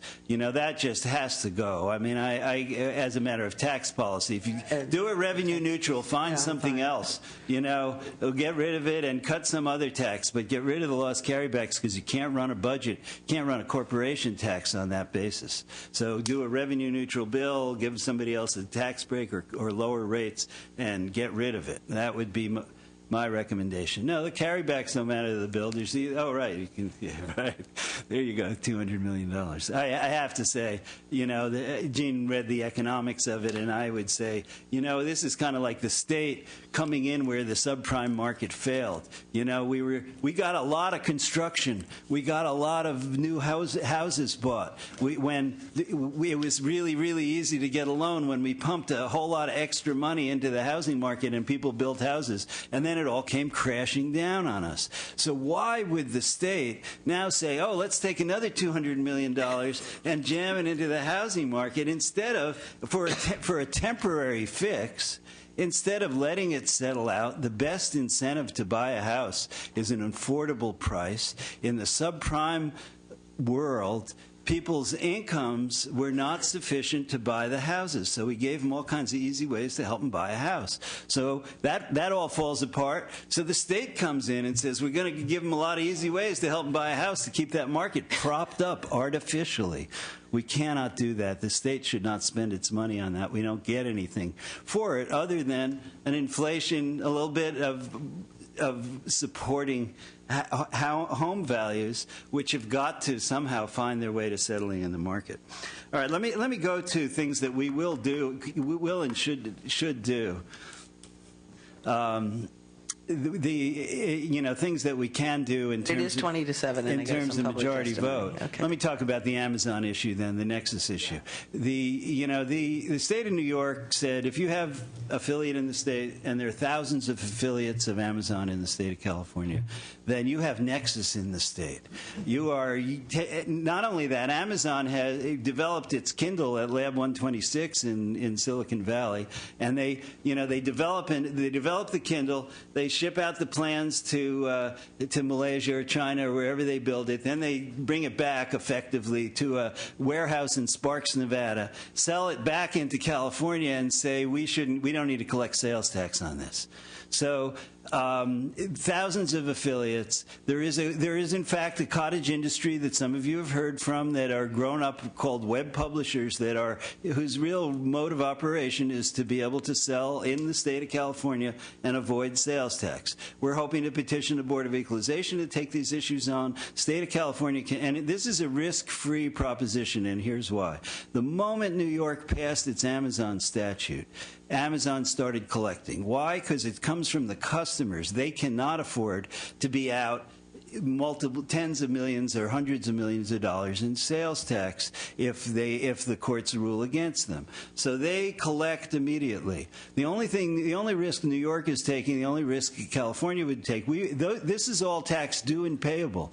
So you never have to, let's say we lose the case or New York loses the case. This is use tax. It's all due and payable on these products. It's just that it's collected at a different point, and therefore the only thing New York is out, maybe it's legal fees, but meanwhile they've collected the hundreds of millions of dollars that are actually due and payable and owed. So Amazon actually figured out how to collect it, because that was always kind of the question. They have been a full. Here's the thing. There is software that you put in a zip code tells you how much you pay in sales tax. Every state now is going to and should, and will encourage the Board of Equalization to this, to put online exactly that chart. You don't even have to buy the software. You can say 95616, the rate is 8.75%. But you have software. Not only that, you have fulfillment centers where one of the complaints about vendors is they got to send out the receipts to 38 different or 45 different sales tax states. Right. You have fulfillment folks who do all the paperwork for you.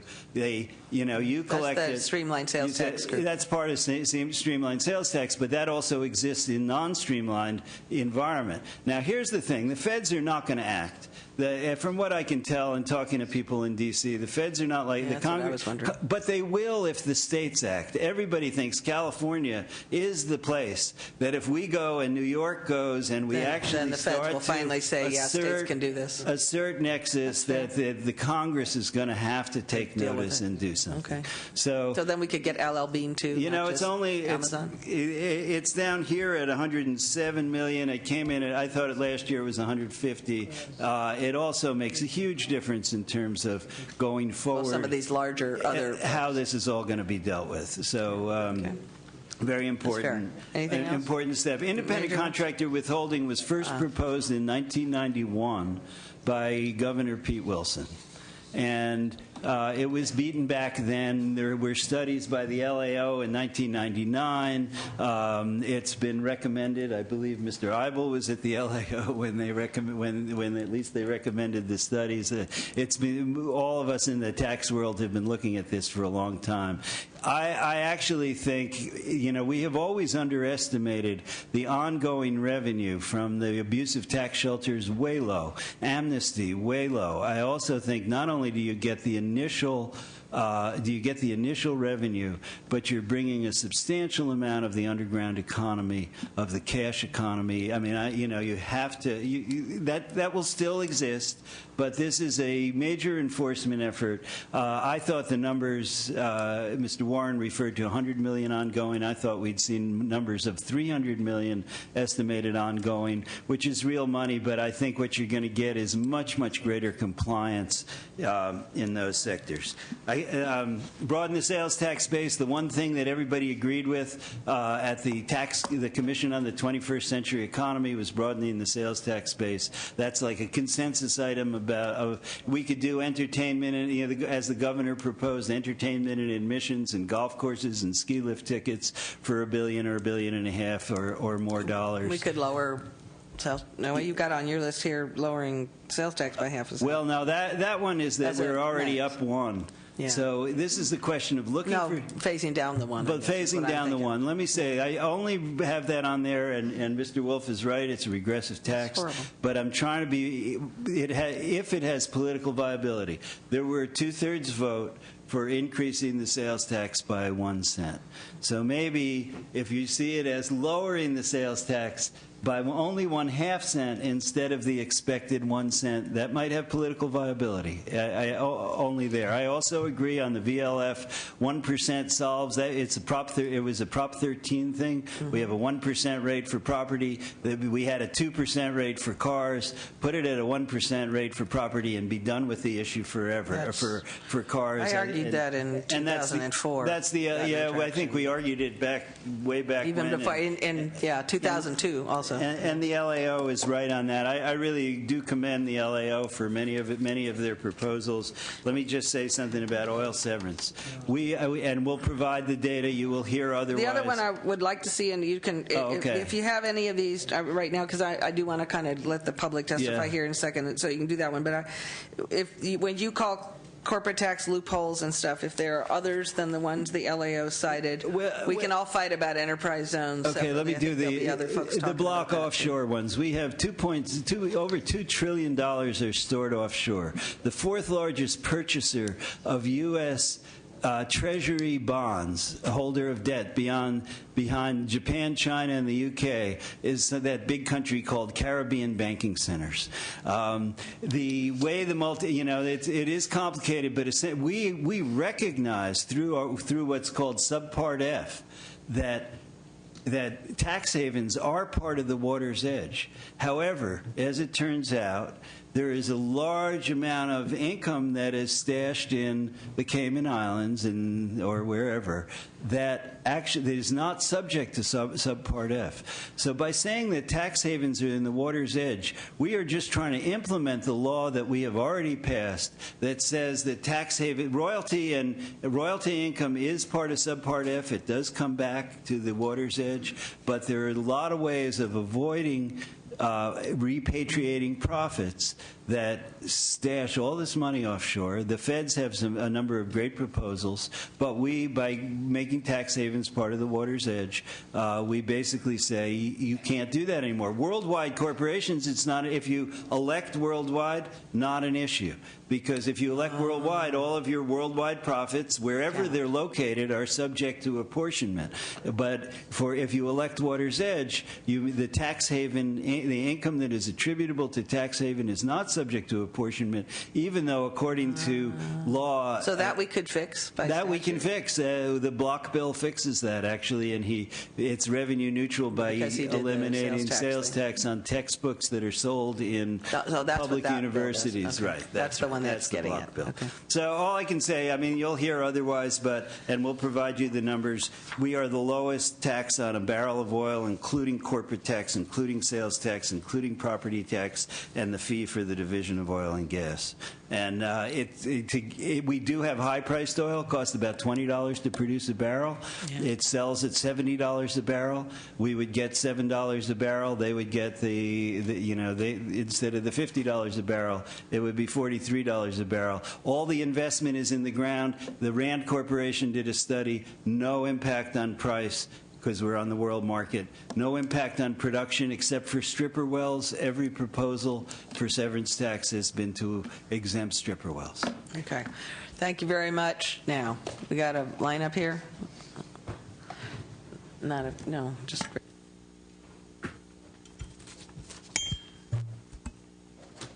Madam Chair and members, Paul Diero with KP Public Affairs representing the Western States Petroleum Association.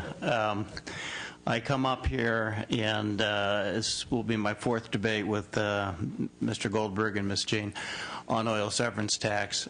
The only premise behind an oil severance tax that I have heard is that California currently does not have one, and the other oil-producing states have one. And you cannot look at that in isolation of other taxation policies. And I will tell you, there's a reason California does not have an oil severance tax, because we tax oil in the ground. Gene and Lenny mentioned some other states do this, maybe 2 or 3 other states do this, but it's factored in their relatively low oil severance tax, so they are combined. California has the highest, the highest of the top 10 oil-producing states' corporate tax rates at 8.84%. California has the highest sales tax rate, and California is 6th in property taxes. Now, I will tell you, if you add an oil severance tax to all of those taxes that they pay now, California would be by far the highest taxed oil extraction state in the nation. Keep in mind, Alaska has a very high oil severance tax. Alaska also has no sales tax and has 9 separate tax credits for oil exploration and oil extraction. California has none. Texas has a 1% franchise fee that they charge corporations. California's corporate tax rate is 8.84. We have a study that Mr. Ham, former LAO analyst Bill Ham, had done that contradicts this RAND study. According to former legislative analyst Bill Ham, production would substantially be reduced in California. Companies have decisions. They can make an economic decision on whether they're going to pay a 9.9 oil severance tax in California or get it somewhere else. So in the Ham study, we have approximately 10,000 jobs that would be lost due to the lost production. We would have further reliance on foreign oil. How does that oil get here? It gets here from primarily the Middle East through tankers off the shores of California. And there's a cost to that transportation. Whether the price in California per barrel of oil, which is lower than the global rate, is at $75 a barrel, and at $75 a barrel in Saudi Arabia, we're going to get it from Saudi Arabia, and it's going to cost us $1.3 million to bring it here. So it will have an effect on the consumer at the pump. And given the hour, I have other arguments to make, but we strongly object to the rationalization put forward on creating an oil severance tax in the state of California. Okay, thank you. Thank you. Next.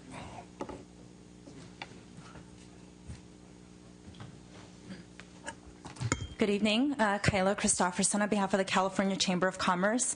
We're concerned about a number of the proposals that have been raised this evening, but in the interest of time, I'm just going to highlight a couple of the issues that we're concerned about. First and foremost, on all of the proposals dealing with targeting a particular industry for taxation, we've consistently stated that that is the wrong approach. It makes California goods more expensive. It harms competitiveness. It creates job loss. We've said that if tax increases are going to be entertained, that the least harmful to the economy are those that are broad-based, low rates, and temporary, which is the reason that Cal Chamber supported the tax increases that were broad-based in last February's budget package. So we think that the targeted tax approach would be wrong. And you're okay with targeted tax exemptions, just not targeted taxes? Well, the targeted tax exemptions, if they're focused on particular industries that we're protecting, and we, for example, the R&D credit. That one's not on the table. We're talking about the tax shelters, the tax abuses, the single sales factor discussion, the like-kind exchanges. Can you comment on some of the stuff that's actually on the agenda, not the stuff that's not, is all I'm asking. Okay. I mean, I would like your opinions, and I prefer to have it around the things that are okay. Well, I'm sort going of to defer. extant, the abusive stuff, the nexus Sure. issue, the can we raise alcohol tax when it's been 5 years, 20 years, versus, you know what I mean? And I don't think the broad-based is kind of the issue at the moment. Federally deductible versus not federally deductible. Well, I only brought it up in reference to the fact that all these targeted taxes were on the table and why we don't think that's a good policy approach. But I'm going to defer to my colleague. If it's not good for the goose, it's not good for the gander. I'm also kind of curious. The Supreme Court now says individuals and corporations are the same. Can I tax corporations at 9.3% then? Just thought I'd ask. Well, I'm going to defer to my. 9.3 for mental health. I'm going to defer to my colleague Mira Gurton at the Chamber, who's going to address all of the technology sector issues, and Nexus and those types of issues fall under that. So the targeted taxes, our concerns on that also include the services tax. We do consider that to be a targeted tax that would be harmful to the economy. It would particularly impact small businesses.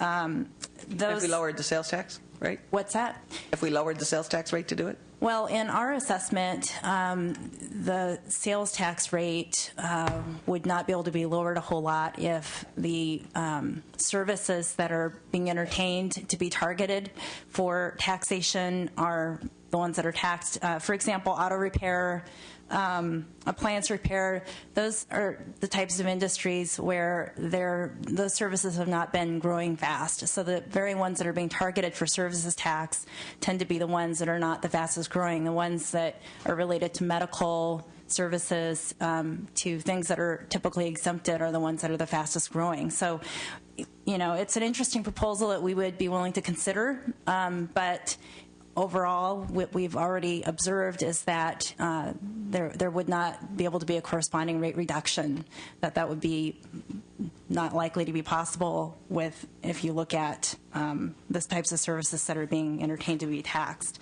And overall, we think that the small business impact, it would be extremely harmful because it's going to tend to impact the small businesses. It's going to discriminate against them by making all of their services immediately subject to a 10% price increase. And consumers are going to hold back on purchasing those services, auto repair, furniture repair, things like that, and then small businesses are going to suffer. So just moving on, another concern I wanted to highlight dealt with independent contractor withholding.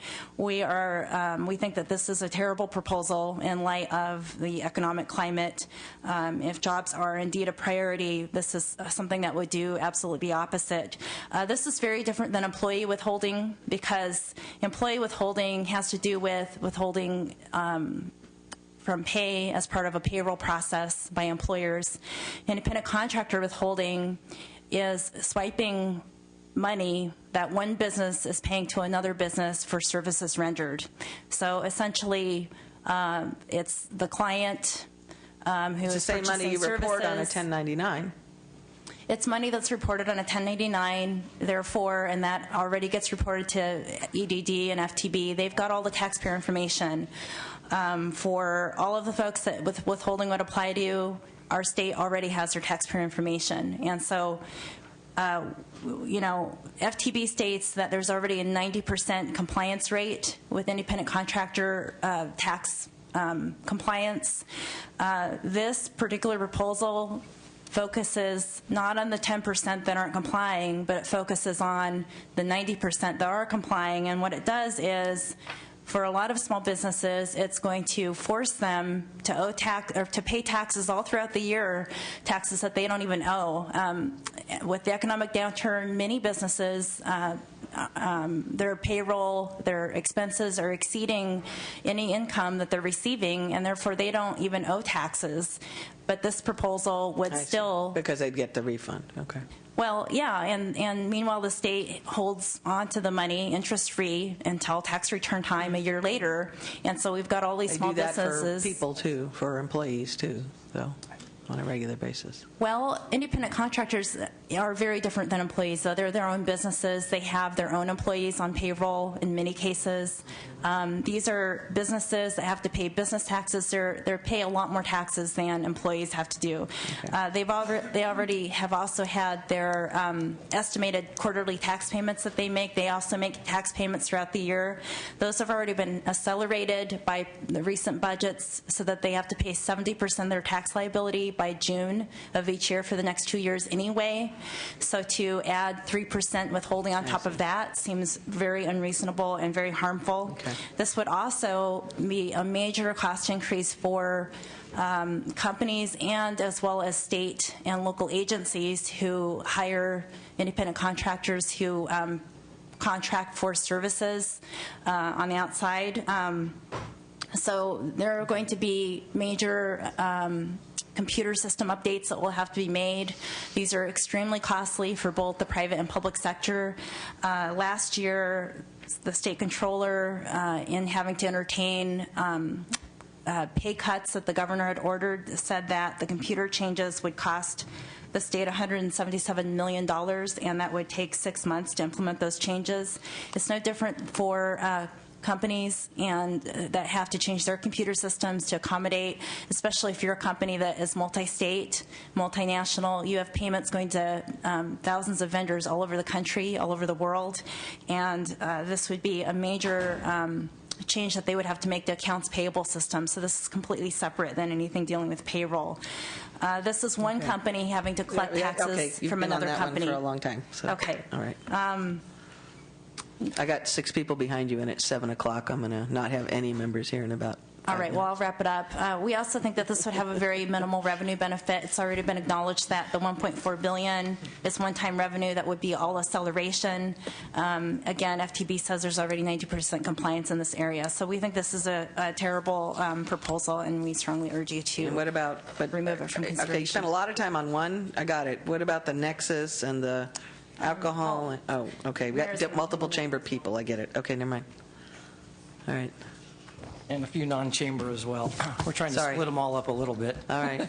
But I did have to say, Madam Chair, Chris McKaylee on behalf of the Messenger Courier Association of America, also my colleague Michael Shaw at NFIB, asked to express opposition to the independent contractor withholding. I don't have much more than was previously mentioned, so let me cover a couple of other items. On the NOL suspension, the continuation, I wanted to mention a couple of things. Outrage, I think, is a fair characterization of Mr. Goldberg on the carryback, and yet that's in conformity to federal law, and more than 35 states have a carryback of net operating losses.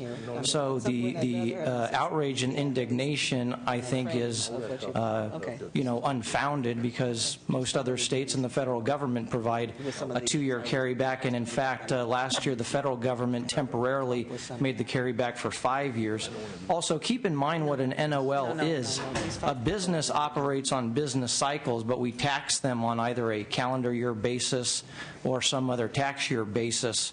And obviously they have swings in profitability and in losses.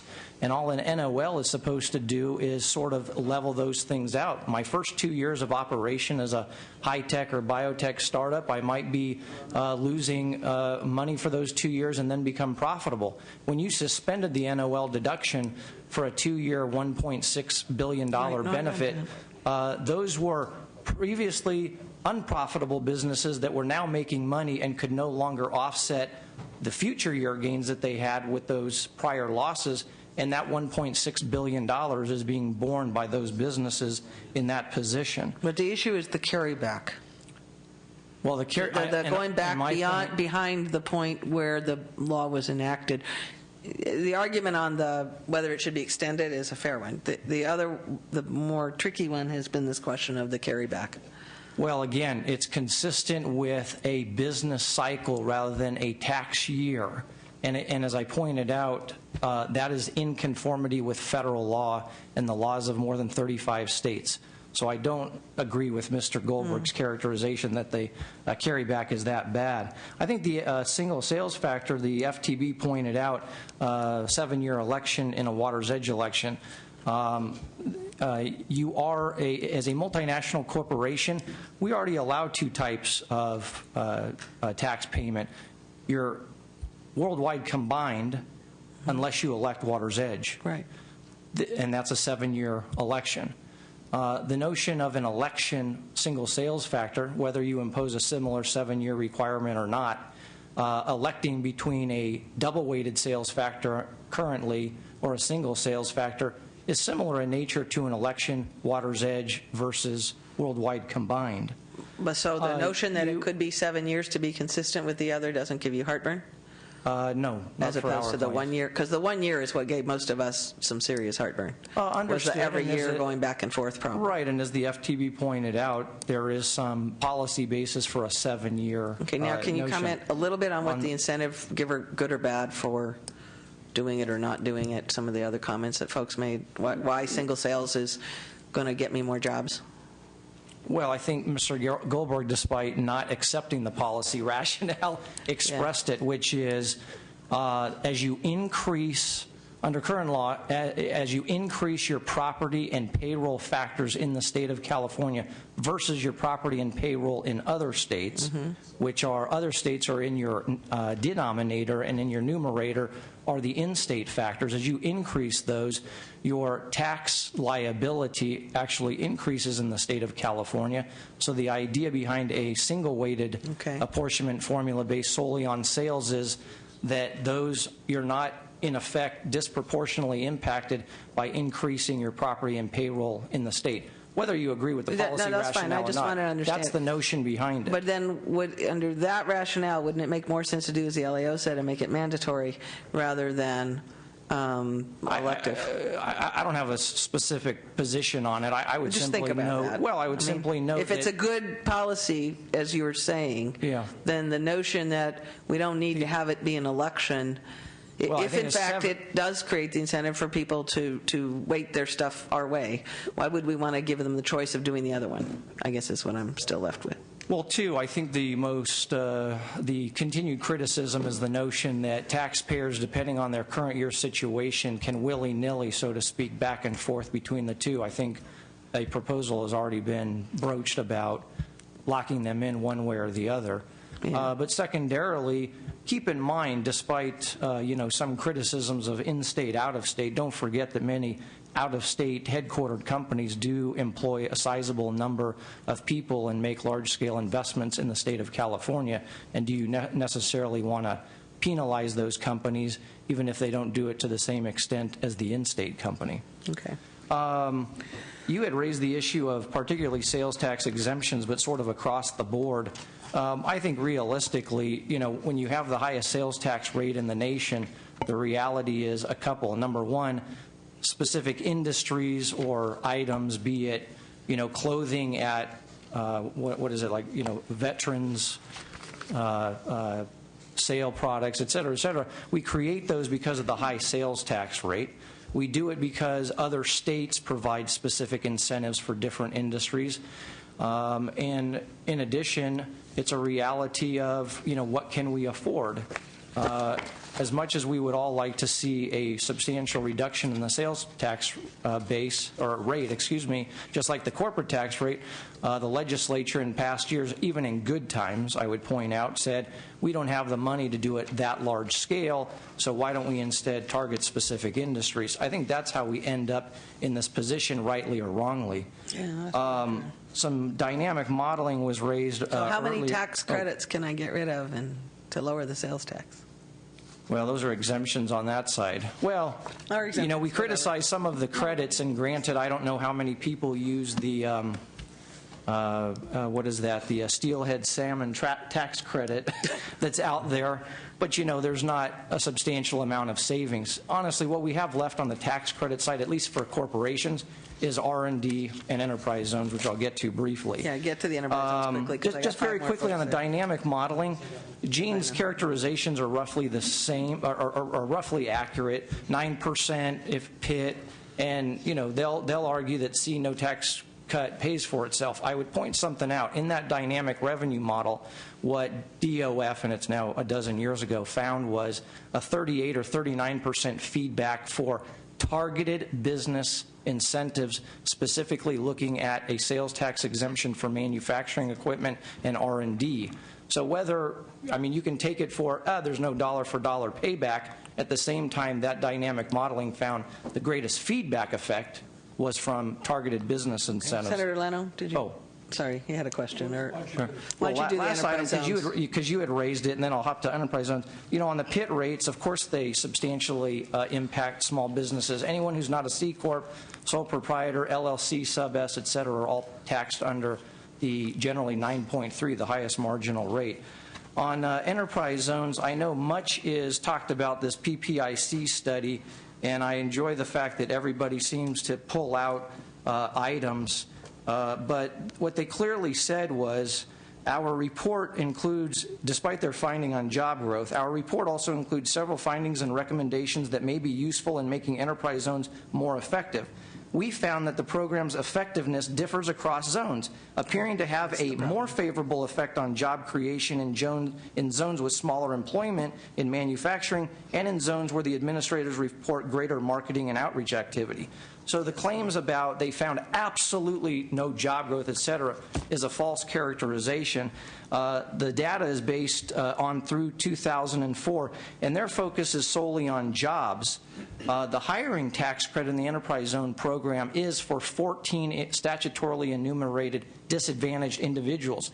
The PPIC study did not look, they looked at all zones and jobs, any job, in and out of a zone. They didn't look at the targeted type of zone credits that derive the benefit. They also didn't look at the notion of new jobs versus retained jobs, which also seems to fall by the wayside.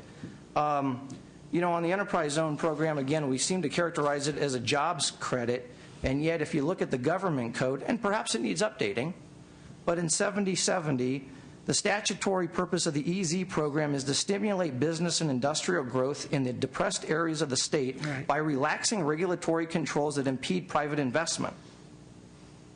I didn't see anything about jobs. And yet it's characterized as solely a jobs. Well, the point is it now has $410 million cost, and the question is, are we getting enough? I think the question, I mean, and I'm a little more of a fan than some, but are we getting $410 million worth of tax increment, job growth, industrial existence, and whatever that is? And I know. And a state commission, I'll be very quick.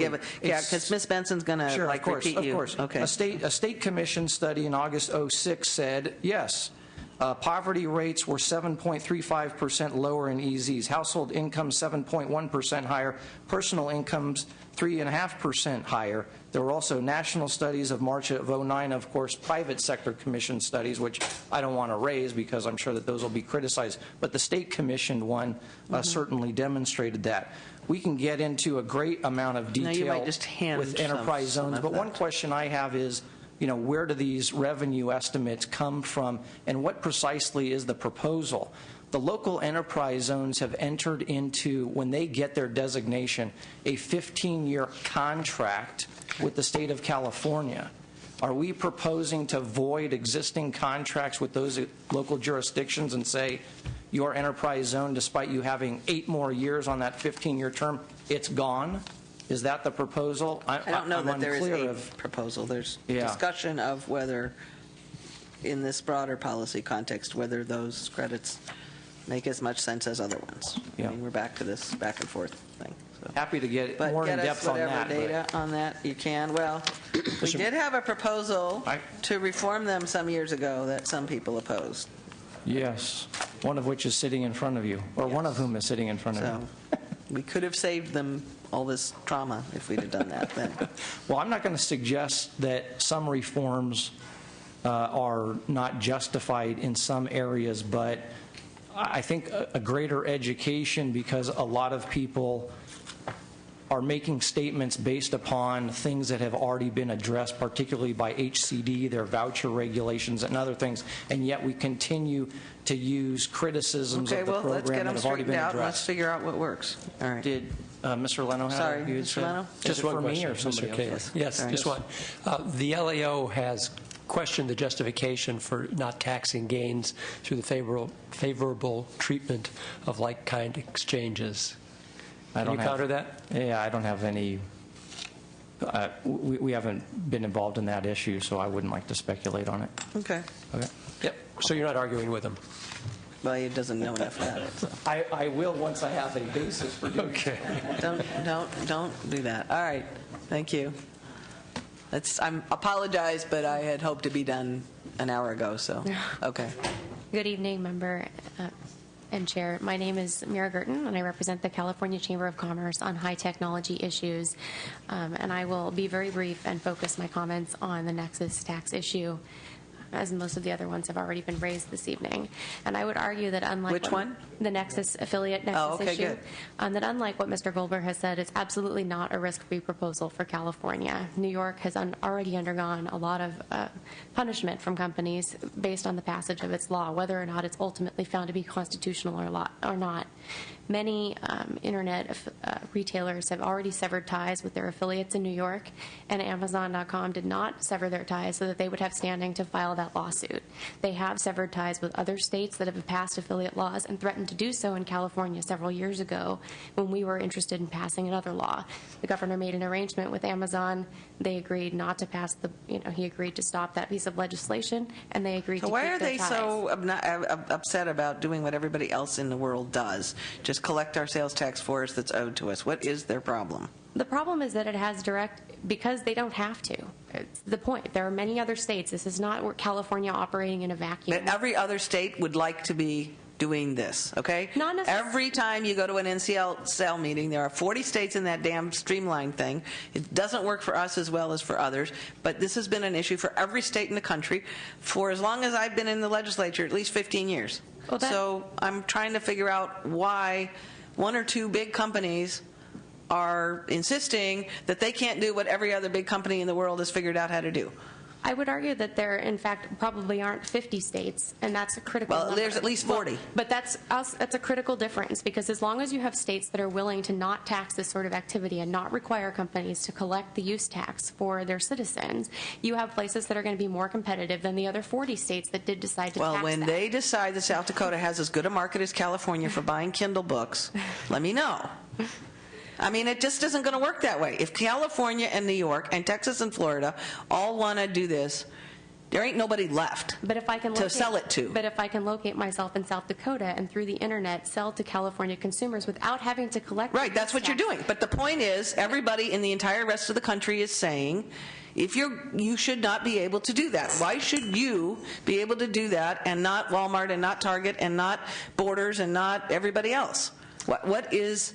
For a large company like an Amazon or an LL Bean, what is the problem with collecting the sales tax for everybody, the same as Walmart does, that Target does, that Mervyn's does, that Borders does, that everybody else does? I think, again, the problem is that until it is something that is required at the federal level where it's going to impact all 50 states, there is a competitive advantage to not doing that. There are ways to get around it. Which is what we're trying to get around here. You don't undo that. We're trying to undo the incentive for them to avoid it. But you can't undo it one state at a time, because there will be places where Amazon can go and still sell to California consumers. And the problem is that in the meantime, you're going to harm the 25,000 plus affiliates who advertise for those companies, because as soon as you pass this law, all of the big retailers will stop using those affiliates. All of the income tax, the $123 million that those 25,000 companies pay in income tax to the state, is gone. All of the people that they employ But I keep trying to find out why Amazon, who's making plenty of profit off of me among others, is resisting just cooperating and doing it for everybody. Because they would be giving away profits they don't need to give away. Any comment? That's pretty blunt, but okay. I don't want to get too... No, I can't briefly, go back and forth here. It's stunning to me that the State Chamber of Commerce take a position which is antithetical to every retailer that has jobs and pays taxes and has businesses in the state of California. No, and I that understand. includes large retailers. It's pretty frustrating. I mean, Well, I may actually be taking my own position, but my understanding is that right now there is an incentive to go and it's more profitable, and it makes more sense to do businesses in states that do not force you to collect the use tax for the state. And so why would any company, and I'm not singling out Amazon, I don't know what their particular motivation is for not doing these things, but if there's an But there's only like 3 or 4 of these guys in the entire country left, okay? And they're the most poster child for this problem. Well, it doesn't have to be big retailers. There can be smaller retailers that are growing, and the point is they can't compete with, they're not going to be as competitive if they have to do these kinds of things. So they move to states where they can be competitive, and we don't want to be the ones to chase them out because we think that they can be the best source to collect the use tax. We can pursue individual taxpayer use tax collection. They're not reporting. We are already starting to create laws to get auditing attorneys and tax accountants to report the use tax for their individual clients. There are many efforts that are already underway to increase. It's just not realistic to think that I'm going to figure out how to keep track of my 10 cents that I owe for my Amazon Kindle book every time I buy one, whereas if the Amazon charged it to me, I would pay it. It's hard for me to understand why a company that big and that profitable would be so resistant to just working with states throughout the country. And many of these companies actually do. I mean, a lot of the large companies, including... Yeah, everybody does, except 3 or 4 of these guys who insist that they just don't want to be responsible to it, and it's just that's a very frustrating argument. You talk about they competitive. don't buy things in California. They refuse to pay property tax here. They disadvantaged our local bookstores and our border books and everybody else who does this, and then they think that that's. I don't know. Something's wrong with that. But anyway, I lost Dutton because we got into a fight. I shouldn't have done that. Okay. So well, I shouldn't have I'll stop argued there with you. so I don't take a deeper hole than I've already done. All right. If that was the only one you came up on, you are in trouble. Well, I will actually be in to see you about the block bill as well, but I don't want to start another. Yeah, no, that's fine. Sorry. But I don't understand some of these. I mean, some of these, the logic of them goes back to the point we were making, that Mr. Warren made, that others made. What is the policy that makes sense for everybody to come up here from either side and say, only this one, let's tax everything, let's tax nothing, is not helpful. What I want to know is what's going to get me the best policy that both gets stable state revenues to provide the roads and stuff that the same businesses want, and the schools and the workforce and all the other things, and still kind of create the proper environment for folks to want to work here and hire people here and do all those things. And I don't need to be giving away tax dollars to companies who want to spend it in other states. Why should I do that? So why can't I find ways that some of these things work? That's no, I kind of I understand what I'm that concern. We're just not convinced that affiliate nexus taxation will be the one to solve that problem. No, because then we have to come I think back. it will hurt California companies who do business with those out-of-state companies. So that's it. All right. All right. Thank you very much.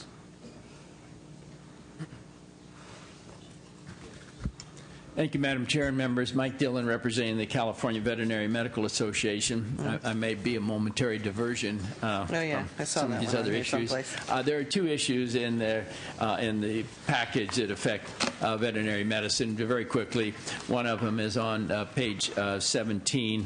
That one is from the governor's budget last year that extends 18. the sales tax to veterinary services, and we remain opposed to that.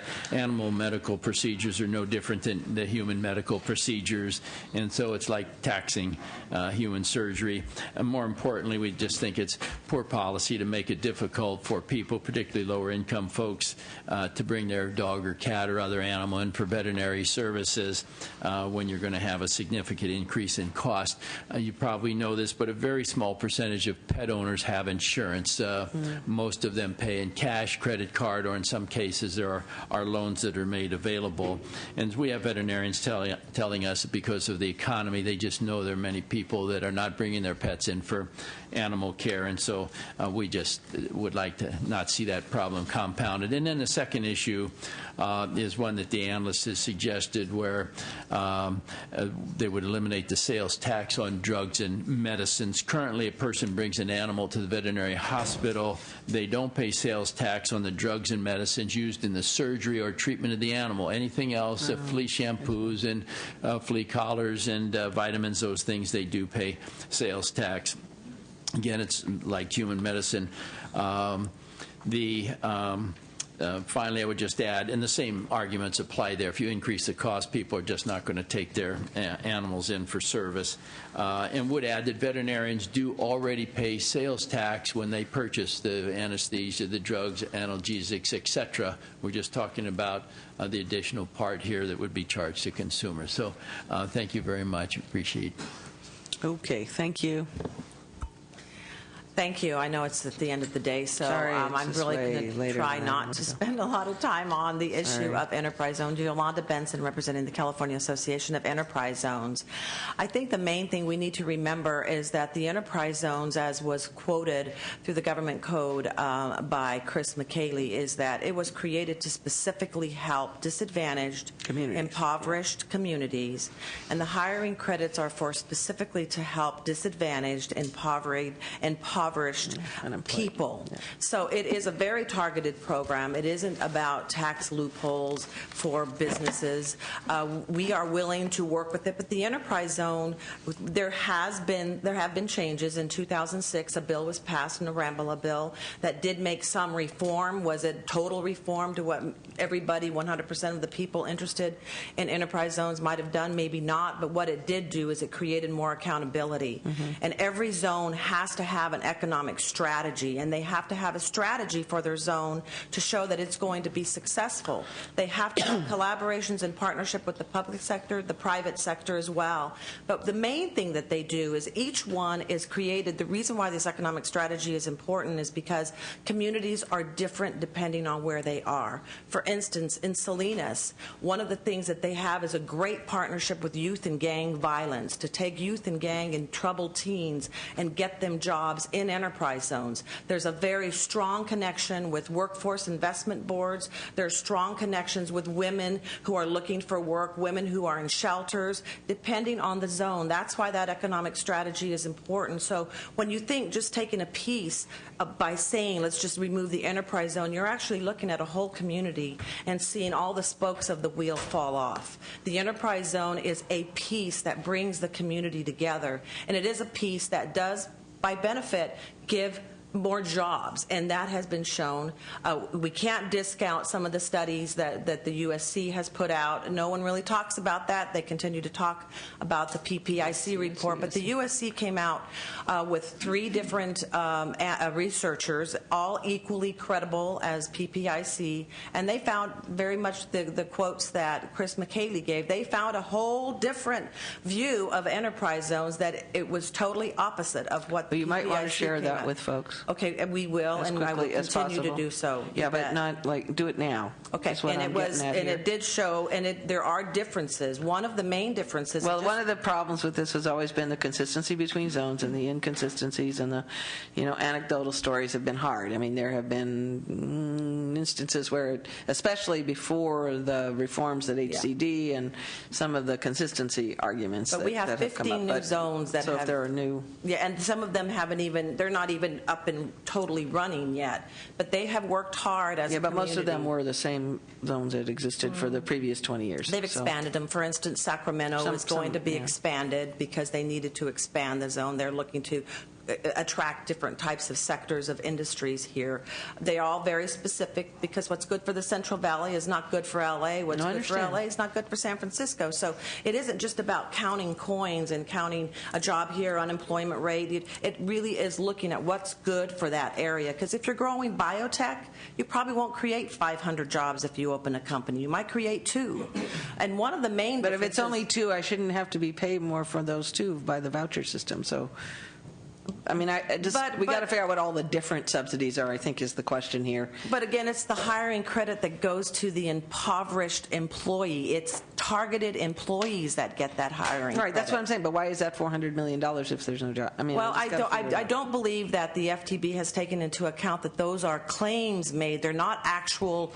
They're not actually the tax credits that the companies are taking. They are potential vouchers that are coming, and they can voucher them but still never take the claim. There are limits, and I don't want to get into many of the Well, why don't specifics. you- Chris is much better at that as far as talking about the tax liability issues. But you need to get that down on and some we will get simplified that to paper you. for people quickly. Yes, and we just saw the FTB, and those are reported vouchers, but that doesn't mean that they take those. The companies don't necessarily claim those. Well, then and maybe say- we need to figure out how to fix our tax code so they don't have to score so much. So the main in other words, thing if we're not is- really spending $400 million, that if I don't have to score $400 million, that would be helpful. And that really would not, that would be gimmicky anyway, because you really would not see the money. First of all, we don't know that those businesses would stay in business.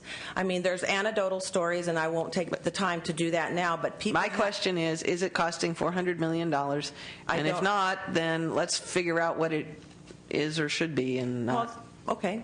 And regardless, I mean, we still have to look at what we're going to do with the enterprise zone, and I think it's important enough to remember that there are big policy issues besides the tag, because the tag might come in lower, it might come in the same, but I don't know. No, but what are we that the getting tag for it is alone what the- people are the having trouble issue with. here. Yeah. So I won't spend much more time. We will have stories to tell you, and those are anecdotal. I don't want stories. I want data. Well, and that's the problem. The reason we keep running into this problem is because the LAO and folks and PPIC and whoever looks at this, California and that's Research why we Bureau. have the USC report. As you know, it costs money to do these kinds of No, I reports. understand. And, you know, we hope that the state will be able to do that. HCD will be doing some sort of study in the next 5 years. But because there's so many new zones, there won't be one in the next 4 years, and certainly not Well, but this then if year. they're all new zones and they're not using the subsidy and maybe not spending the $400 million this year. I mean, I don't. So. Yeah, I'm not the bean counter for FTB or BORE and anybody else. No, but, I'm just saying. But yeah, so we would like to find that real number as well, because the numbers that have been tagged, like 500 million and so forth, that was 2006. We know a lot has happened since then. So do we know that we have the same number of businesses claiming? Do we know that those businesses are still here? Tell us or that what's they're there. actually having an income to actually get a tax benefit? Right, that's So what we those need are to all- know. Those are all questions we do need to ask as well, but there is a core But the principle of zones policy. can tell you that, and we should get that information from them as And I will quickly as get the possible. USC The policy, I don't think we're arguing with at this point. Okay. We're trying to figure out what does it do, and how is it doing it, and is it effective, and is there maybe better ways to make it more effective? That would be. Thank you. Thank you. Madam Chair, members of the committee, Randy Pollock on behalf of the Direct Selling Association. I'd like to comment on the independent contractors issue. Direct Selling Association is made up of Avon, Mary Kay, Pampered Chef, Herbalife, those companies. There's about 2 million direct sellers in the state, and many of these folks make very little income off of this direct selling. The average is about $29 a week, about $1,500 a year. And taking a 3% withholding, it hurts their cash flow. And we're very concerned about this, that because this is the money that they're going to get back at the end of the year because of the low amount of money that they're making. So we're concerned about that. In addition, the Franchise Tax Board back in 2005 did a study and showed that for these low-income earners that they would actually cost the state more money than they would take in, just because a lot of that money would be returned. Would there be a way to design it so it exempts certain low-level incomes? Well, we don't like the provision, but we believe that we are subject to, like the California Code, IRS. We do a lot of reporting. Exemption for us we think would be appropriate. A threshold, I think that would be. Yeah, I think it'd be more like a question of a threshold. What's the level of the 1099 before somebody has to withhold? And I think a threshold would be under discussion. I think that we'd look at something. Is there a 1099 threshold? No. I'm just saying. 1099 is $600. So. Right, $600 right now. But we think it would have to be significantly higher than that. And because what we have to remember, each company may have about 100,000 business owners in the state. And so that's a lot of paperwork for companies to fill out every time after $600. But if somebody's selling $10,000 worth of Avon products, it might be okay to, I don't know. Well, and I'll just quickly respond to that. A lot of times they will purchase the goods, and a lot of times they haven't sold it yet, but they're going to have that 3% withhold on a lot of their sales. So that's one of the issues that we have. No, it'd only be on their income. It would not be on their income, but the problem is they're going to be holding a bunch of stuff, so they wouldn't have sold those products yet. So there's sort of a cash flow issue for these folks. Oh, I see. When they issue the 1099. Right. I mean, we ought to think about what is a reasonable. I agree. Something really tiny, it sort of is more administrative hassle than it's worth. So the question of whether there is some sort of threshold, though, that makes sense, is just something to think about. Right. Thank you very much. So. Madam Chair, Mark Aprea with Aprea McKinley. I'm here to talk about the sales tax, the broadening of the sales tax to certain services item that's on your agenda. First of all, we're opposed to any sales tax that would single out any particular industry, and in this case, the sports and entertainment industry. The ticket sales are off due to the economic downturn and the imposition of an additional or expanded sales tax would not only cause a further decline in sports team tickets like the Lakers, the Clippers, the Kings, the Sparks, and other teams, but those teams and venues that they play in would see a corresponding decline in the sales of other products that they sell within those venues. In particular, I want to point out that a sales tax on sports and entertainment events would have a detrimental effect to attracting special events to California, whether it be the Super Bowl, the All-Star Games for the National Basketball Association, NHL, the Major League Soccer, major boxing events, national and international figure skating, gymnastics, and other special events, we're informed by our own experience with a measure that was passed in the year 2000 when Senator Gil Cedillo carried a measure to impose a cap on boxing fees that funded the Athletic Commission. Prior to that measure being enacted into law, the state of California had not seen a major boxing event since the 1972 Norton-Ali fight. Subsequent, well, there are a few of us who can still remember that, Senator Leno, but subsequently, we have seen 1 or 2 major boxing events at Staples Center each year or every other year. And the difference, what that tells us is that promoters of special events do look at what the costs are and what the tax obligations or the fee obligations that they would be that they would be subject to if they're coming to the state of California.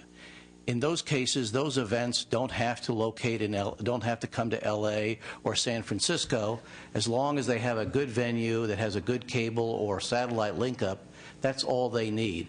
But the state of California will be the loser because the jobs that are created when that event comes to town, whether it's a parking lot attendant or a very highly skilled technician providing lighting, sound, stagecraft, etc., all of those jobs will be gone. We can tell you from our own experience at LA Live, where our client has invested over $2.5 million, that when there's an event going on, there's all kinds of activity in the restaurants and other facilities surrounding LA Live and Staples Center. They don't want to do it that way. All I ask everybody who hates every one of these is to tell me which ones are okay, because your people also like to get roads. They also like to have workers. They also don't want all the homeless hanging out in front of their place, because I laid off all the CalWorks people and all the disabled people who were here yesterday are homeless. So somebody somewhere, whether it's these tax exemptions, these offshore things, these single sales issues, some of these other issues, I have more sympathy for your argument only because it really is about folks that keeping jobs in California. Some of these other things, I don't know that they do that. And some of you who have these very specific interests in not doing things need to help us find some things that do other things. Senator, I think that our client, particularly at the local level, has an exemplary track record in working with the city and with the county in addressing issues like the homeless, whether it's around our facility or throughout downtown L.A., and we would be happy to work with you and the committee in coming up with solutions. I mean, it's not just the working with the homeless, it's trying to prevent there from being 50,000 more tomorrow, which is the governor's proposal. So, all right. Thank you. I mean, I'm more concerned about these tax loopholes and stuff than I am about some of these other broader ones that have been around the block before. I didn't mean to cut you off, but we have heard that one before, and there's only a couple of us left. I think the hour of 5 o'clock has arrived. Yeah, 7:30 being here. Ma'am, you're the last word until a couple members maybe want to make comments, and I apologize, everybody, for this going so long. We originally were scheduled for tomorrow. That would have been almost worse. So at least this way, we don't have to be here tomorrow. So there's something to be said for that. Yeah, no, just joking. Yeah, right. Okay, ma'am. Oh, I'm sorry. If you want to comment, you're it. Okay, thank you very much. Again, my name is Karen Duncanwood, and I just wanted to say that I think the revenue proposals that I've heard that are the most fair are the oil severance tax, the alcohol tax, the fuel tax, and you can correct me if I'm wrong, but it used to be the yachts weren't taxed if they went to Mexico. We fixed that one. You did? Great. Yeah, we fixed that one a couple of years ago. The Jarvis person couldn't tell me for sure. So I just think all of these are less odious than pulling the 100 disabled students at UC Berkeley out of college because they have no IHSS attendance. And I just wanted to say that in terms of tax revenue, think of the 300,000 IHSS jobs that the governor is proposing eliminating in terms of their tax implications. These people won't be paying income tax if they can't work. And just like I just had a great talk with David Wolf, I kept saying to him, what do you expect my son to do? Not eat? Where do you want people to go? And there are no answers. And I would encourage you to look at the additional taxes that are about luxuries. There's a difference between luxuries and necessities, I think. So thank you very much. For your patience and listening. You've been here a couple days. You're almost as bad as us. I've learned a lot. Yeah. Thank you. Bye. Thank you.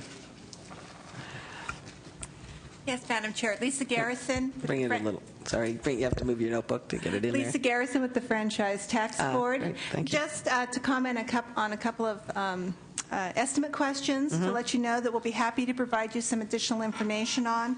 With regard to the independent contractor withholding, we have looked at several other potential threshold. The current threshold, as was presented, is equivalent to the federal.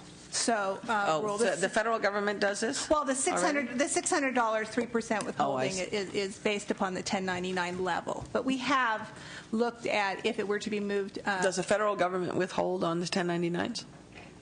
No. Okay, that's part They of have the problem. backup withholding like we do. So we do have, and we'll be happy to provide that information. We do already have it because it does make a material difference if you move that number around. And then secondly, on the question of the enterprise zone subsidiaries, we actually, on an annual basis, track that for the Department of Finance from three different perspectives. One perspective of the credit that is actually generated by taxpayers.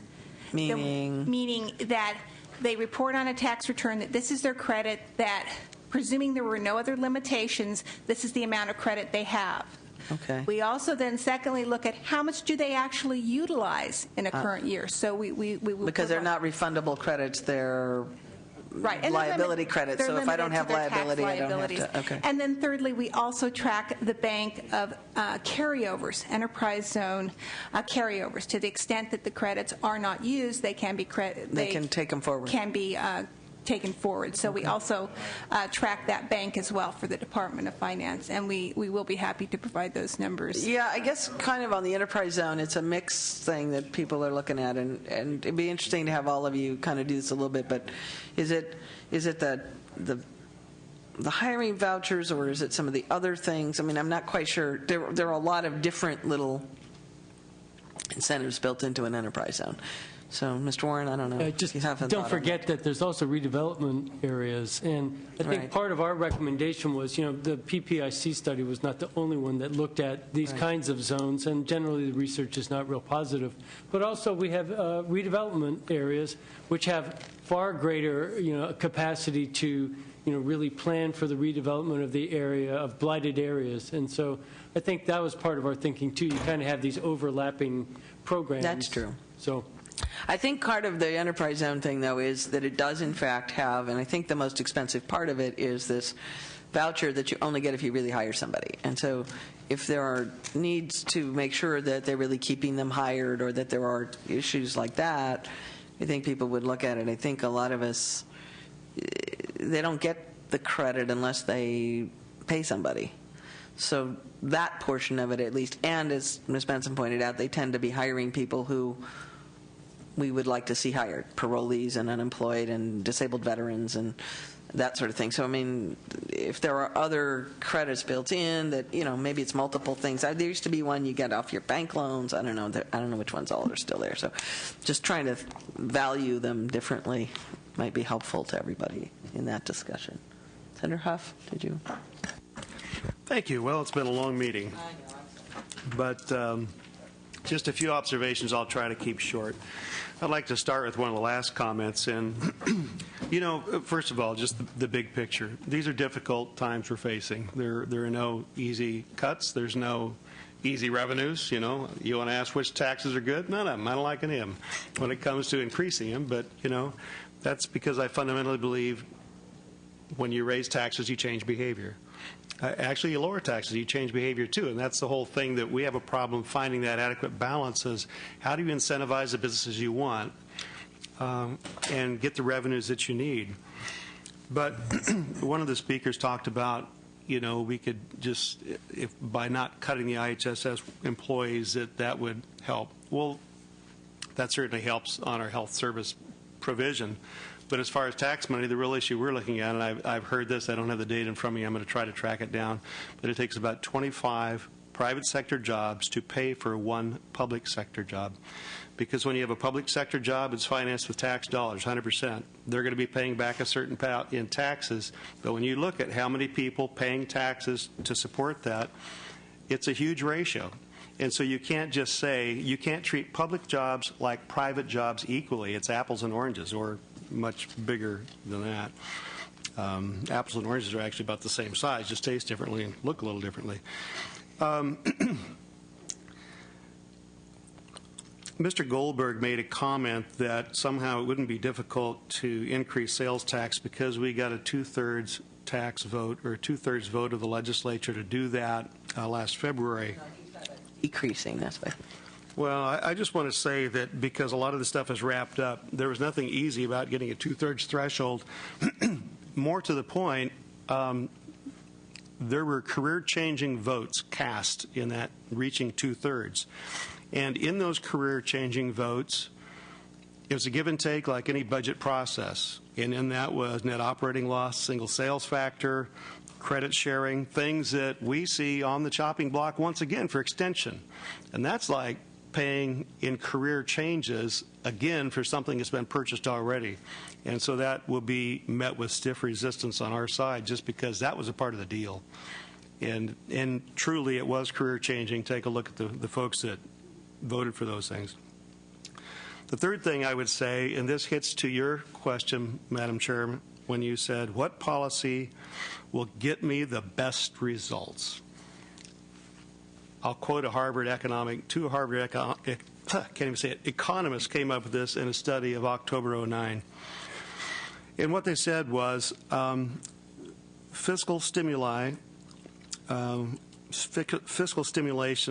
of tax cuts is more effective than spending. That's one thing. That goes to the big picture of what's happening at the federal level and somehow how we play around with it. But more to what we're looking at, fiscal adjustments based on spending cuts and no tax increases are more likely to reduce deficits and debt than tax increases. And yet your solutions we had here were not about incentivizing something creative like, you know, let's the drilling, getting revenues out of oil we're not getting now, or advertising on the Amber Alert or something like that that creates new revenues. That was all about tax increases. And you have Harvard economists saying that's not going to get you the results we want. So I just close with that. I do think we have difficult, I know we have difficult decisions to make, but let's look at things that incentivize the behavior we want and create the revenues rather than just going around and changing people's behavior and finding different places for them to do business. Thank you. Well, I think, and I don't know, I think some of that is fair, but you know, the NOL and the single sales issues were the prior year's budget. So the tax cuts, no, they were, some of them were in September. The NOL we did in September of the year before. I mean, some of those things were. Each time they probably get rolled, but I'm pretty sure. I'll double check. I remember doing the NOL in 08, but okay. It's like Groundhog Day. Well, all these same issues have come up over and over, but I think the problem with that becomes this question of did we unintentionally, there were also people who voted for that who thought they made a bargain that also has been broken by 14 times over, that folks would not have to cut any more social services after that package. So there's a lot of folks who think that February package was a problem from different perspectives. That once we did that, even though we voted for, many of us, for taxes that we don't think were the best policy. Well, and our federal stimulus was going to keep our unemployment down to 8%. Well, also, yeah. And temporary tax increases for permanent cuts is sort of a mixed bag too. And what we have is some of these permanent tax cuts and temporary tax increases that don't parallel very well. So what you had is permanent tax cuts for NOL and that one. I mean, that's just a delay one, and the NOL is kind of what it is. We conformed it. We gave a lot of benefit on that deal, conforming it to federal law, giving them 25 years.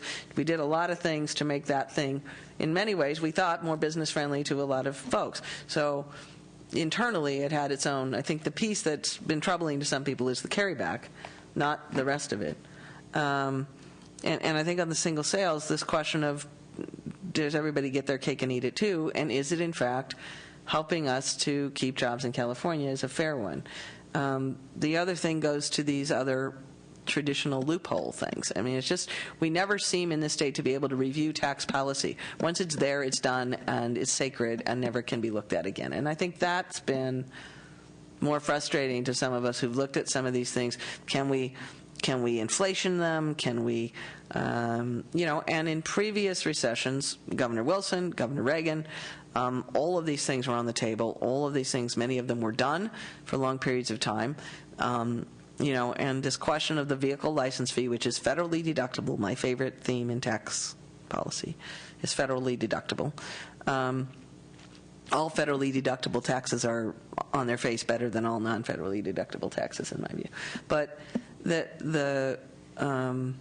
we don't sort of ever get to look at them. I mean, subsequently we've made policies like no tax credit can, you sunsetting them or something, because systemically something gets in the code and it's been there for 50 years, and to remove it is a 2/3 vote and it's a tax increase, and doesn't matter whether it's irrelevant and not really doing anything except making the budget not work. So I think that's, if we could get at some of those, which is why we allowed this to go so long, is to find as many of those as possible and think about what are these things, like the nexus issue that we're talking about. Why should we put borders at a disadvantage because they hire Californians and pay California property tax? That seems unfair.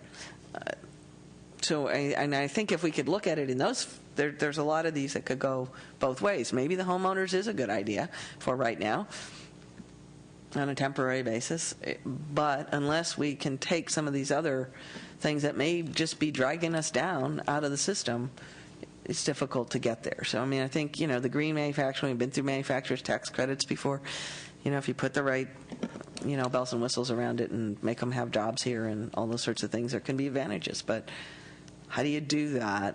And we're going to go round and round on this chicken and egg argument. It's not apples and oranges, it's chicken and eggs, I think, on the whose jobs count more. But the problem when those 30,000 people are unemployed is they don't buy from that local private sector business. So there's a both sides to that. It does take a private sector job to help pay for a public sector employee, but that same public sector employee, when they are working, are buying from those private sector employers. So there is a cyclical piece to that if you lay off 500,000 people all at once in this state, you're bound to feel some kind of impact. And it will be economic, and it will be to these same small businesses who will no longer have a client or a constituent or child care providers are small businesses too.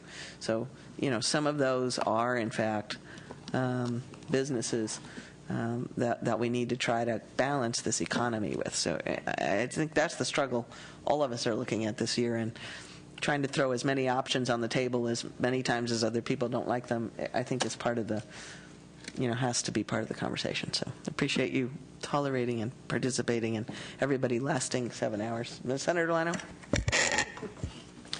Blessed is he who has nothing to say and cannot be encouraged to say it. There you go. With that, we shall adjourn. All right. Thank you very much, members. The good news is that because we managed to do all of this today, we can cancel tomorrow's hearing. And we are on call, though, members. I should just tell everybody we are on call Monday, Tuesday, Wednesday, Thursday next week for trying to bring all of what we've heard over the last 2 weeks to some level of conclusion, at least on an immediate February basis. Thank you.